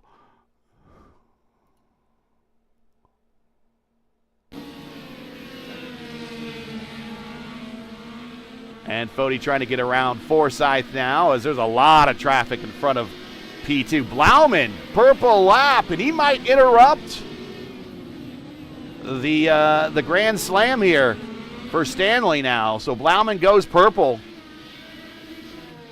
Oh, they're doing the faster lap too. Yeah. Oh no. Let's see. So Ethan Stanley still expected to come to pit road about 8 laps from now. He'll come to pit road right around 10 laps to go. And is he going to try to get that Red Bull lap in there? Fody coming to pit road, final stop. The man who is currently second in the points, now going to probably be our points leader. If not, it'll be very, very close at the top. Final stop, looking for another podium finish to start this season. But remember, Stanley didn't use the laps of the primary tires, alternative tires. Sorry. So with the moment he used, he's gonna make a faster lap for sure. Maybe half a second faster than Brian. Final stop done for Fody. But Blauman getting around Fody. So Blauman undercuts Fody and comes out ahead. But he is on those alternate tires. Fody also on alternate tires. Which will the alternate tires that Blauman has, and he's been out there for 4 laps on, is he getting a big enough lead? And we'll look at gaps here now. We are looking at gaps. He has a 5-second lead over Fody, so does he have enough of a lead and short enough of a race that he can hold off for second?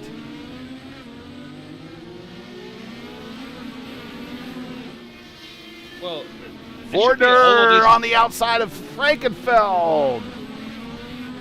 There's a battle for 8th as we are going through the hairpin. Oof.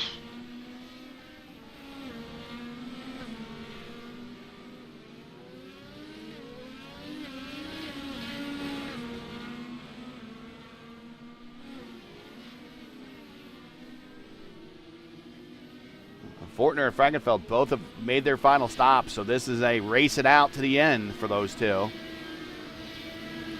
We're still waiting Ethan Stanley. He's 18 laps into his stint. And we're still also waiting for Clindy, who 21 laps into his stint. He has cracked the top 10.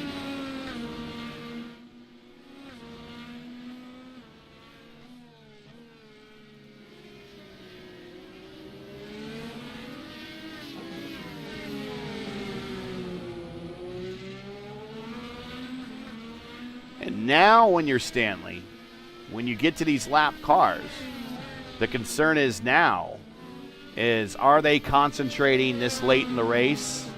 Are they tired? Do they know you're coming? You know, all that stuff is going through his head. All it's going to take is one little mistake with a lap car in front of him, and this dominant day is done for Stanley. Yeah, this is especially when you're oval also too, about how hard, because an oval is not a blue flag, but you have a blue flag, but the people, I think, take it so long to leave the position back. It's really, really tough. Into the final turn, he gets a little high, locks up the tires, but makes it through. Again, that's the type of mistakes that he doesn't want it, like at the top of the hill right here, he doesn't want to overshoot this corner. Because he's going in the dirt and then he's going in the wall. Yeah, he took too much marbles on the turn 11. So, yeah, look at that. So, it's put all this dirt in the track. So, he must to come in. He have to come in now. It's 4:15 to go. He don't need too much stuff, so he can come in now and put their alternative tires and make the faster lap and go to the Grand Slam or the Grand Chamel, what is said, the French, to the Europe Formula One Grand Slam. And watching Stanley come through the last chicane and the S's, and now he's getting to the press box main straight there, and he makes the turn back on. Fody, purple lap, a 114.7 on the alternate tires.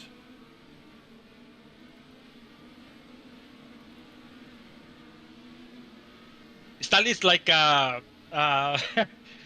Stanley is like Verstappen. It's like all of these guys, Lando Norris, all of these guys down, they make it fastest lap, and then they come in this guy to the pit, change the tires, and then boom, fastest lap, fastest lap, and fastest lap, and fastest lap, and don't stop. So that's gonna happen when it's Stanley, and I'm really sure because you know what, last lap he did 150.0. So it is 3/10 to make the fastest lap, and he make a mistake last lap. So think about how fast he's going.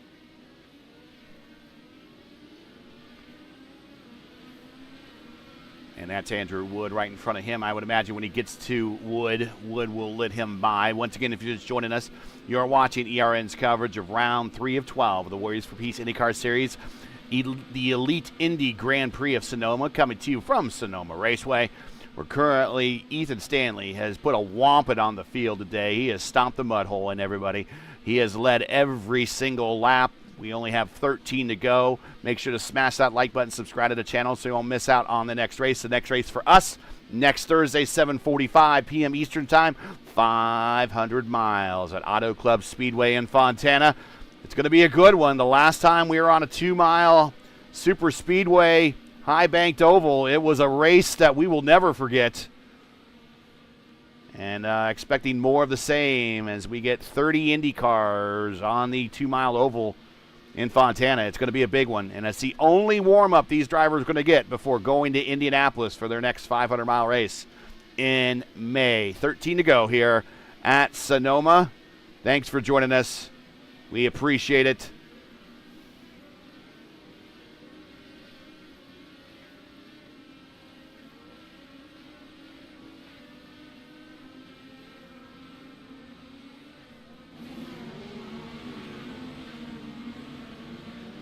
He's not coming.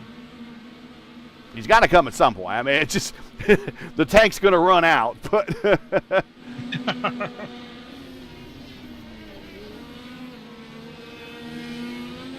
car in front of him off, and that was Frankenfeld. No, that was not Frankenfeld. That was Fortner. Had the red front wing. Frankenfeld is in front of our leader right now. There he is.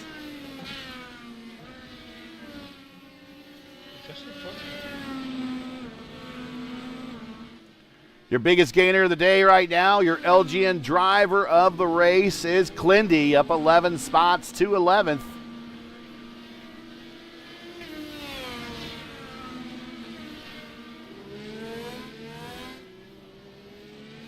He's the only driver up double digits. Ooh, who was behind him?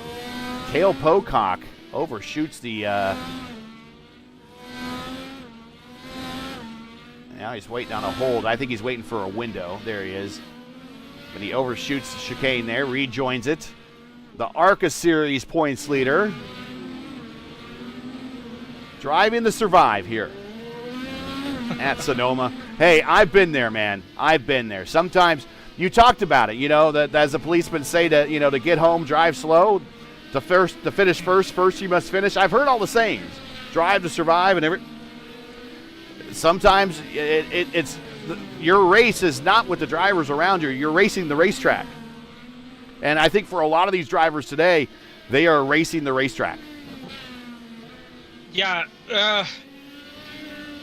I've been to, actually. I really been to. Sometimes you feel you're going fast, and nope, you go staying slow where you make the last lap before. So it is hard, especially again.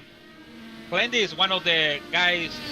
Always you have to make the mark, a point, a coin, or make a give it a coin to like it's gonna be the guy to win the race in oval, but then it's coming Stanley now.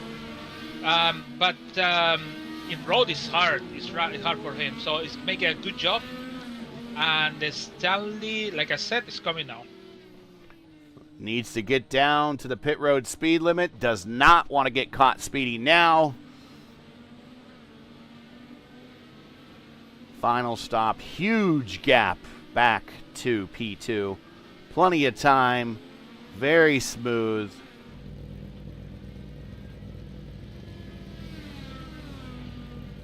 As we expected him, he will come with 10 to go. And he is going to put on those alternate tires. And they are on, down and away. And let's see what laps Ethan Stanley can throw down. But first, he's got to bring these tires up to speed. And this racetrack is very unforgiving on cold tires. Yeah, especially with all the marble dust, maybe a little bit grass. You should have a grass a little bit because I see green stuff in the track. So they're maybe gonna take it maybe 2 laps. I remember I did in 1 lap. After the second lap, it's kind of warm. Yeah, the third lap is you can go full throttle.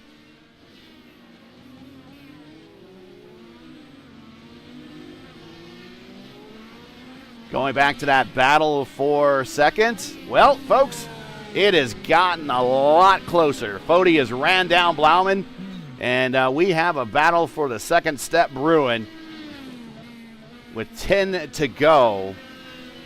Again, want to thank the Warriors for Peace Foundation for promoting and being the premier title sponsor for this series. And they are getting a heck of a product right now as a battle for second. Late stages, 9 laps to go, is developed on the racetrack.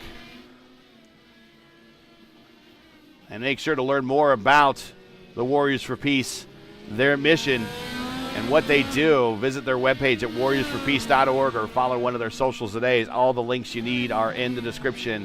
I want to thank them for supporting one of the premier leagues and the premier championships of all of the Elite Racing League here for the Warriors for Peace IndyCar Series.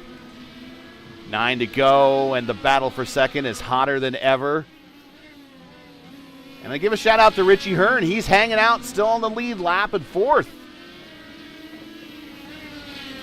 Yeah, I said that Richie Hearn is going to be maybe one of the top guys going to be over there. You did. You did. Yeah, I remember I raced with him in another league with the IndyCar. And he's really tough guy. I know, the real guy before, but I mean, he did finish 3rd in the real Indy 500, Lewis. Yeah, for sure. And even close to finish 3rd in the Indy 500. Oh wait, no. Stanley purple lap. He's got it back. A 1:14 flat. Oh my God, 9/10 over Bluman. He did, so maybe you're gonna go for 13, maybe. I think he's going to get this. I think he's going to get the grand salami here. But this battle between Blauman and Foti can't get any closer. So Bluman have a 38 seconds, and Foti have a 200. Yeah, he hasn't even touched the button, and he's setting purple lap times. Well, he's touched the button once. He's 193 seconds. Here, let's show everybody that real quick. There's your push to pass remaining. 193 for Stanley, 38 for Blauman. Foti, he hasn't touched the button once. He's actually in a prime spot here. Provided he has enough fuel, he can attack. And Blauman might run out. But he still has his full accomplishment. Excuse me. Now he's on the button. So I was getting ready to say, did he map the button? And yes, he did map the button. We just saw a witness to that. But we have seen cases, and we've talked about this before, where someone gets into a road course race on a series that primarily runs ovals, which this series primarily runs ovals. It is 8 ovals to 4 road courses for the 12 race schedule. So you have to map the button when you get into the sim, and if you forget, well, you can't use it really very easily. So he'll have 200 seconds like a Leighton Norgard. Did a Leighton Norgard forget to map the button, or he just never had to use the button? Who knows? I mean, the 7th spot, he's at a pretty easy race, but certainly Watson and Frankenfeld around him, they're at 0. They're Winchester right now. So they've definitely mapped the button.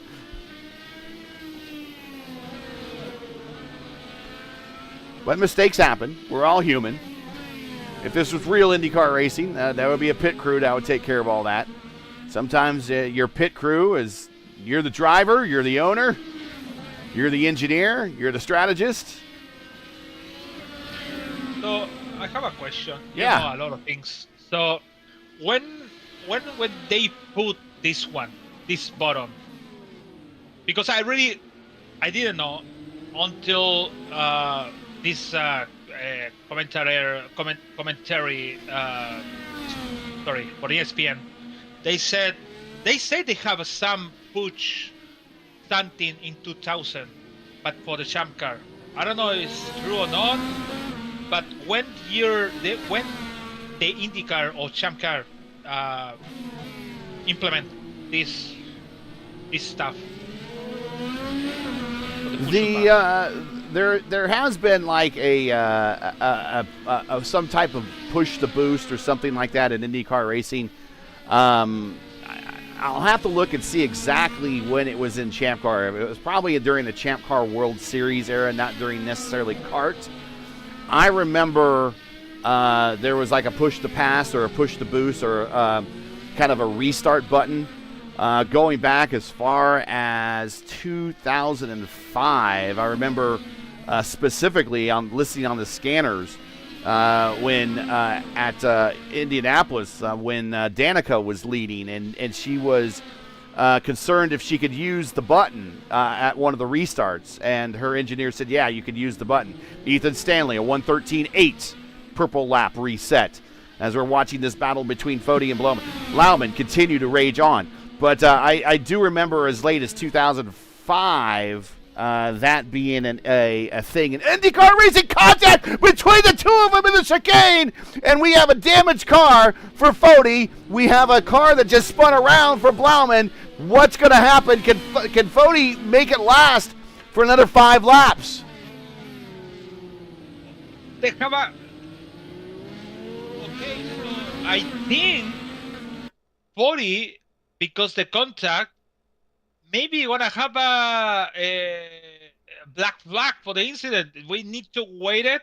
We need to wait for the race control to have the resolution for that. But Foti, they don't want to go to pit. He want to keep it inside. And also, Blauman said, you have to give me back the position.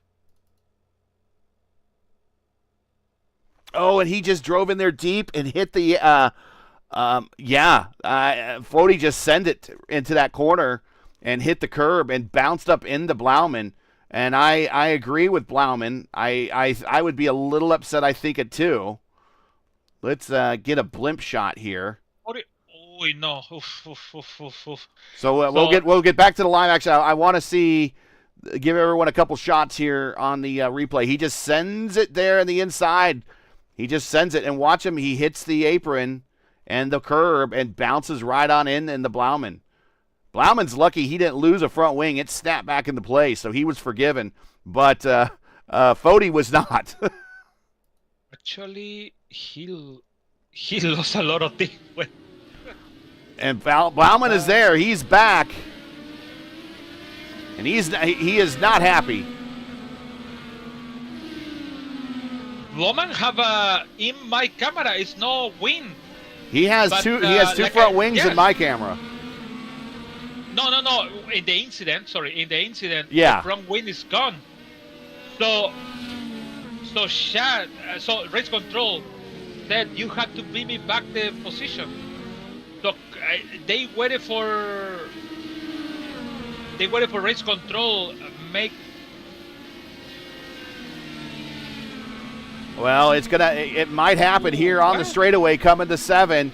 Here's Blauman. He's going to take a wide berth, giving Foti all the room, and then they're braking. He gets the position back. They give it to a Blauman a warning because the brake point he did. They gave Blauman a warning? A warning, just a warning. That's it. I don't think black for Foti. Okay. All right, I shouldn't say anything because that's up to race control. If you're in chat, feel free to chime in, but I can't say anything. To me, it looked like Foti kind of sent it, but I'm not race control, and I should not be commenting on that. But Blauman gets the position back, move him up to second. Stanley using that push-to-pass button like it's going out of style now. He's 135 seconds left. He's trying to set another purple lap. He might have actually used up the useful purple lap times of those tires. We'll see as he hits the start-finish line this time by a 1:14.4. So I think the usefulness of the tires, their fastest laps are gone. 2 to go here at Sonoma.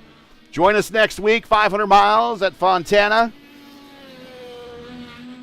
And then we go to Dover for the first time for 400 kilometers.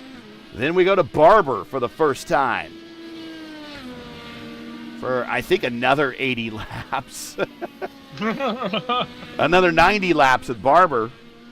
So, again, Murderer's Row of races leading off here with, Chicagoland wasn't so tough, but it was 300 miles.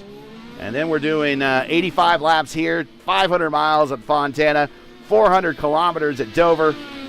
We know how tough that race is in real life when the IndyCars went there. And then 90 laps at Barber here in a couple of weeks to wrap up this Murderer's Row of schedule. I think this track is really, really difficult to make the pass. We already see 40 make for 3 or 4 laps trying to make the pass. I think Barber is a real circuit. Could make good pass in every single turn.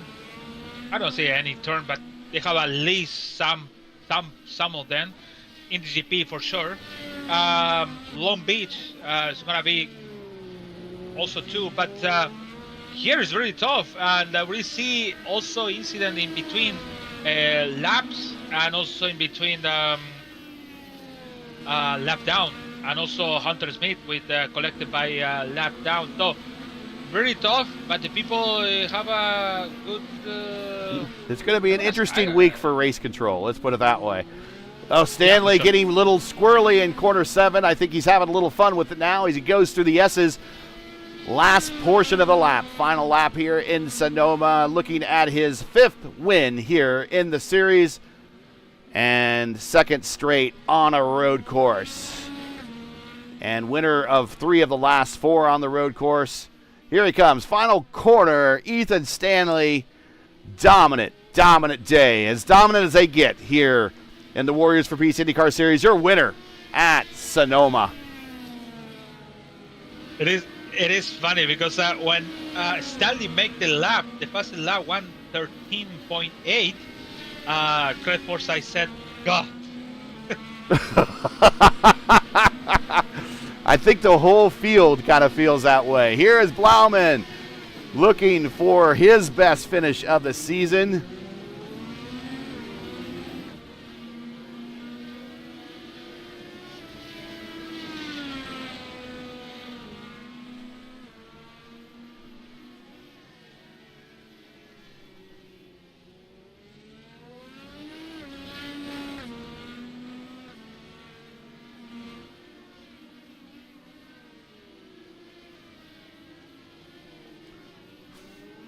Blauman, this will be his 4th career top 5 finish and a podium finish here in his 3rd start this season, and Tyler Fode coming home in 3rd.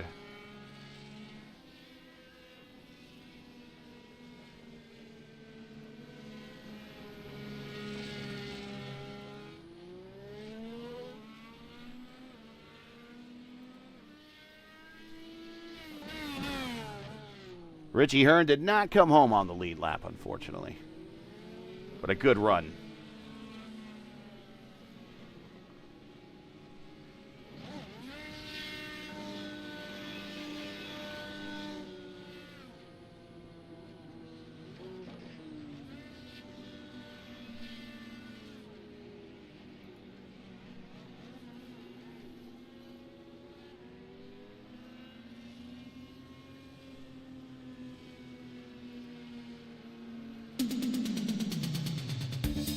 He puts it on the starting line. for the drag strip. And he's going to go drag racing.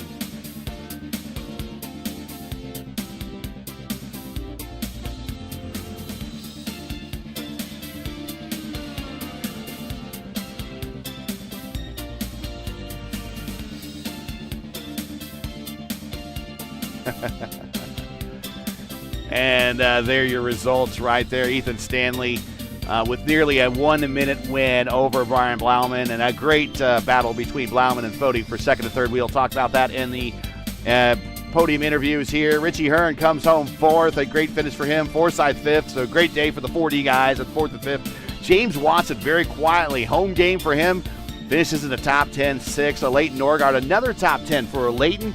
This season, he's seventh. Fortner, eighth. Frankenfeld, another top 10 for him in ninth. And Kidda in 10th. Glendy in 11th. We'll talk about him momentarily. Andrew Wood, another, not the finish he was looking for, but he comes home 12th. Albrecht 13th. Keel 14th. Barrera 15th. Herrick 16th. Aldridge 17th. Pocock 18th. Huckleberry 19th, and Hunter Smith, not the day he wanted, in 20th. Moving on, Rebilas in 21st, Ingreb with the DC in 22nd, Camargo 23rd, Ryan Huckleberry 24th, Pinero, not the day he wanted, in 25th, Hibbs 26th, Scholl 27th, Sora 28th, and LGN credited for 29th position. My mistake. So for the group result, actually good, really. 1 hour and 48 minutes to race today. It really was top race. And for Glendy, 11th spot is, I'm going to set P1 Broadcasting Driver of the Day, maybe? Okay. Maybe good to set. Yeah, it's a really, really good race. He did all the slow people in road have to do it. Just stay quiet, just try to avoid keeping the car in the track and not outside the track. So good for him. Congratulations for that.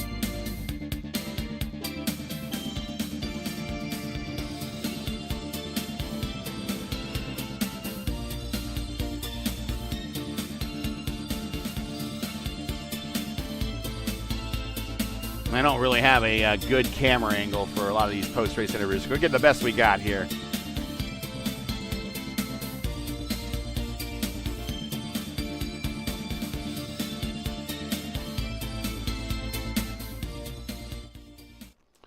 All right, and the purple lap went to Stanley with a 1:13.8. I believe he got the Grand Salami. We will talk to him about that. That is one of the rarest feats in all of motorsports to really accomplish. It's even rarer on an oval, not so much rare on a road course. Most of the times it's been accomplished has been on a road course, but you can do it on oval.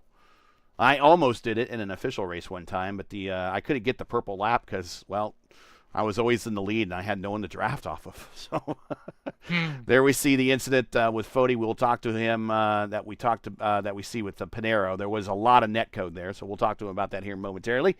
Let's get into the interview room and see who would like to speak with us. And there is Foti. I also want to refresh the points situation and make sure that we are current. Yeah. They just updated.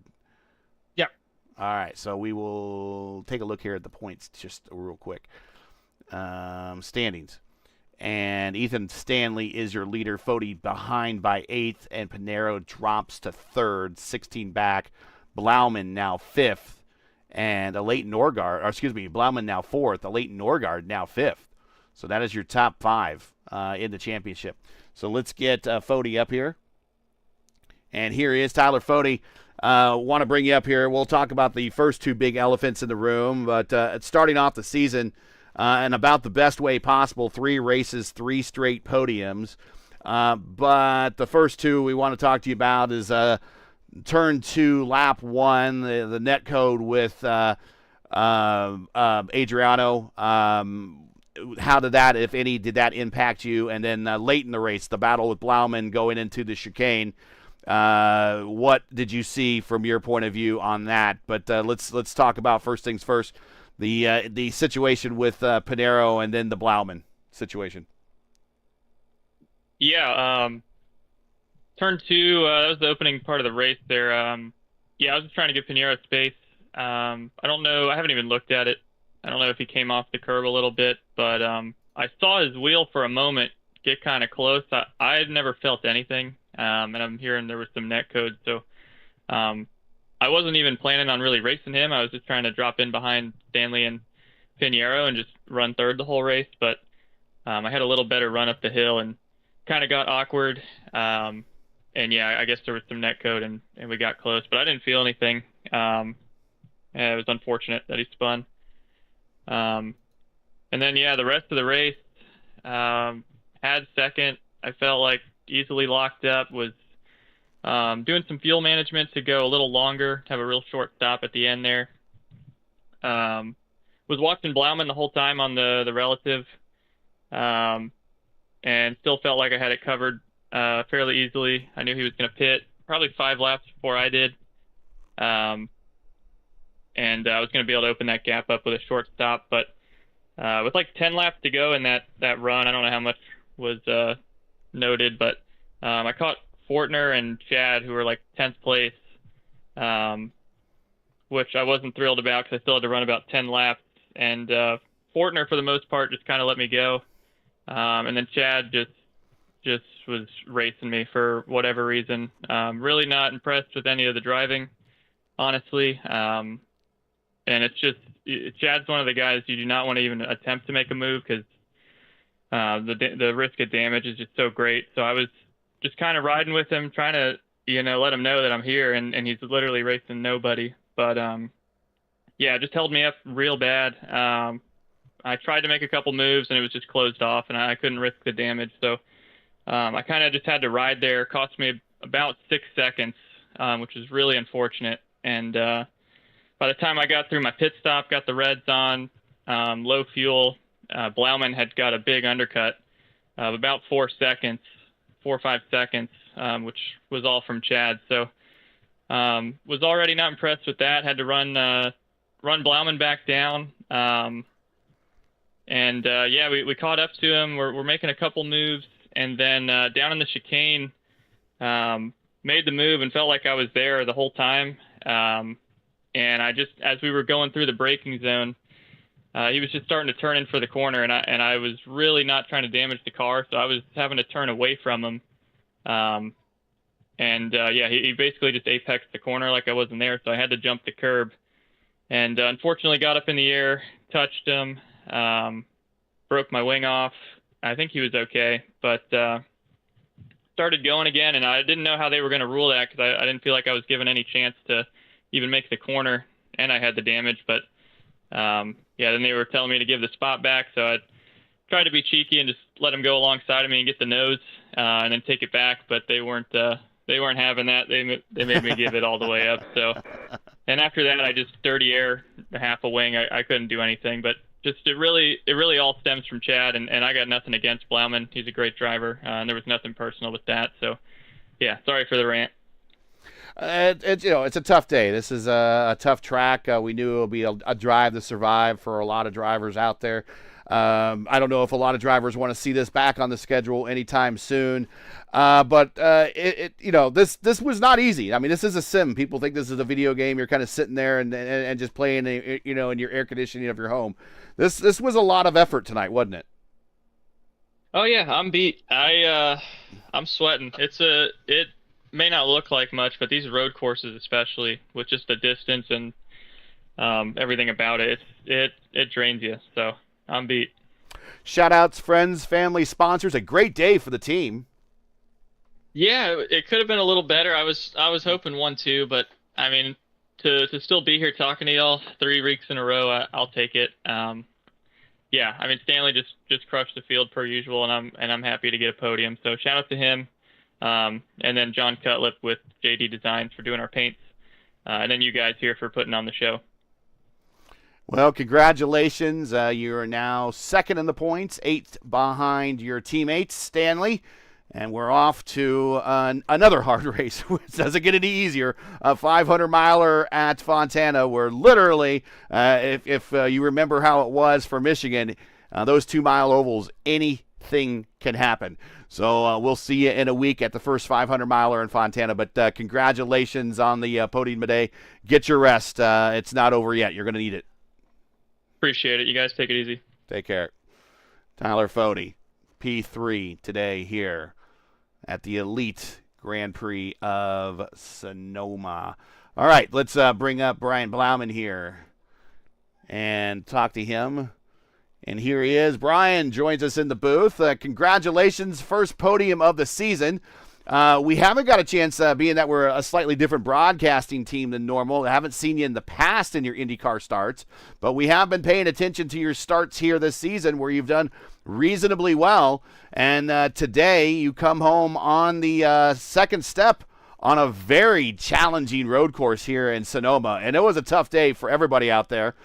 Before we talk about what the conditions were like for you, let's just talk about your side of the story with the chicane incident with Tyler there in the last 10 laps or so. Yeah, no, I thought it was a great battle there with Fode at the end. I had to make the undercut work, so burnt up my tires kind of at the beginning of that stint, so I knew I was going to be hanging on and having to defend. I thought up to that point, everything was aggressive but within the rules, and yeah, I don't really know what happened there. I gave him some space on the inside, and we just made contact. Fortunately, we were both still able to finish the race with some damage. But yeah, I think Fode knew that there's really just only one spot on this racetrack to overtake, and to the hairpin on the backstretch. So just knew that as long as I didn't let him through there, it was going to be hard for him to make a move anywhere else on the racetrack. That last pit stop definitely seemed to give you the edge. When did you know, or when did you make the decision to execute that last pit stop, knowing that you would come out in front of Tyler? It was my only option, honestly, because it's just so hard to pass, and we were pretty even on pace when it was even strength. There was a good opportunity there with he had a couple of lap cars right in front of him. So it was just a perfect opportunity just to come down and then just get the hammer down once I came out of the pits. And I knew I was going to be hanging on there at the end because I took a lot of life out of those tires at the beginning of the stint. But fortunately, it worked out. Well, not a bad finish and not a bad start to the season in the top 10 in points. We're going off to another wild card race. Of course, anything can happen on these big 2-mile super speedways, especially when you put Indy cars on them and add 500 miles. So another long race again next week, but a great, cap to the first 3 races of the season, getting a P2 here today. Any shout-outs, friends, family, sponsors you want to say hi to on a day that you got to feel pretty good at? Just thank you again to everyone who took part in the race and watched as well. Everyone, like I said, was really respectful on the racetrack there, and I enjoyed it. Not only tonight's race, but I'm enjoying being back in sim racing. So, look forward to racing with everyone for the rest of the season. This is your 14th start in the Elite Racing League Warriors for Peace IndyCar Series. Now 4 top 5s, 6 top 10s. Most of the time when you make a start, you're going to be in the top 10. So everybody keep your eye on the 23 Jumpman car. We expect to see more of him at the front. Congratulations. We'll see you in a week when we do the big first 500-miler at Fontana. Awesome. Thank you, guys. Appreciate it. Yeah. I'd say he's pretty happy. Tyler Fode. Go ahead. With all the incident, Ray both of them, they're pretty happy though. Yeah, for sure. Tyler Fode, he has 43 starts here now in the series, 3 wins, 21 top 5s, 29 top 10s. So he finishes in the top 10 67% of the time. So you always want to keep your eye on that car as well. But we're going to bring the guy in that. Once again, this is the second straight race that I've got a chance to broadcast where there hasn't been a single pass for the lead. Caleb Bency led every single lap at the Milwaukee Mile last night over on P1 and then tonight over on ERL. Ethan Stanley just puts a curb stomping on the entire field, leads every lap, gets the win, gets the pole, and gets the purple lap at the end. So you get the grand salami, sir. Congratulations. A huge day for you, and you're now the points leader. Talk about your race. You just did everything, and we could have had you on camera more, but when you're dominating that much, there's no one racing around you. We were just looking for other battles. Yeah. Pretty kind of sucks that Adriano wrecked out lap 1, turn 1, pretty much. Put himself back and then got another accident. He was the guy I was really looking towards for the battle. I thought he was going to be really quick. But yeah, pretty solid race. Just did a lot of fuel saving. Really felt good saving fuel and still keeping up the pace. And was able to extend those stints. And then at the end, didn't have to really put too many laps on the reds. And yeah, other than that, it was just pretty smooth sailing. Couple moments of traffic, but that's going to happen around here. This layout's so tough. Really wish we'd run something with a different final corner and maybe not that chicane at the end. Yeah. But still pretty fun combo. Car felt great, in my opinion. Right the way I like to drive it, a little bit loose. What makes you so good on these road courses? You won 3 out of the last 4 of them. And I think the one you didn't win, I think you were winning second or running second at the time. What makes you so good on these road courses that when we come to these on the schedule, you're automatically kind of the favorite going into the green flag? Well, I've always been a road course guy, and I feel like I've always been pretty decent when it comes to pace in these. But over the past couple seasons, I've really learned how to utilize the car best, be able to change bars whenever I feel like it isn't there. And then just fuel saving, a lot of lift and coast, just managing the maps all the time. If you could really figure that out, it helps a lot, especially with how important the overcuts are here in this league. Another point that came up in some of the conversations we had with drivers on the podium. Tyler said that the traffic was bad out there. Brian said traffic, everyone seemed to be well behaved. From your point of view, how was lap traffic today? Of course, you run behind somebody sometimes, and it checks you up. He was talking about one specific driver. Mm-hmm. But I think the traffic is pretty decent. For the most part, they tried their best, and I didn't have any problems with anybody. And that's good. That would have been odd if lap traffic takes out the leader, especially when they're leading by almost a minute. So, yeah, I would want to steer clear of you myself.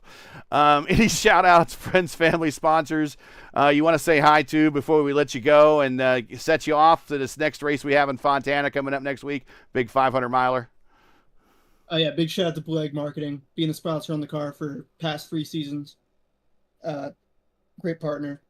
JD Designs for painting all my beautiful paints throughout the week. He always make some great ones. Hoping to have a new one for next season, but we'll see. And big shout out to Lake Norman Motorsports and Tyler Fody. Unfortunate, he had a bit of an incident there at the end. Couldn't get the second place, but still 2 cars on the podium. We did pretty well. And big shout out to you guys up in the booth. Always putting on a great show. I love watching these back.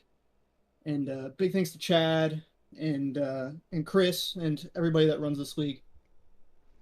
Well, we try our best, and thanks for the kind words. But, man, you were the man today.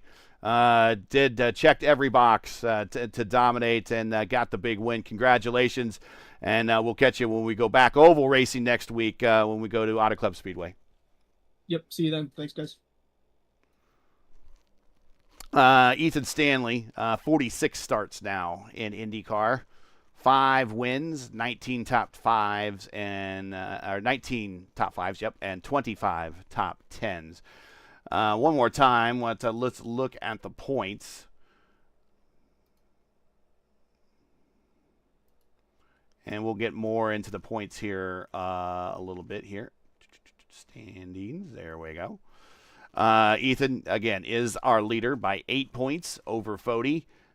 16 points behind Fody is Pinero. 24 points behind Pinero is Blauman. 31 points behind Blauman is Norgard.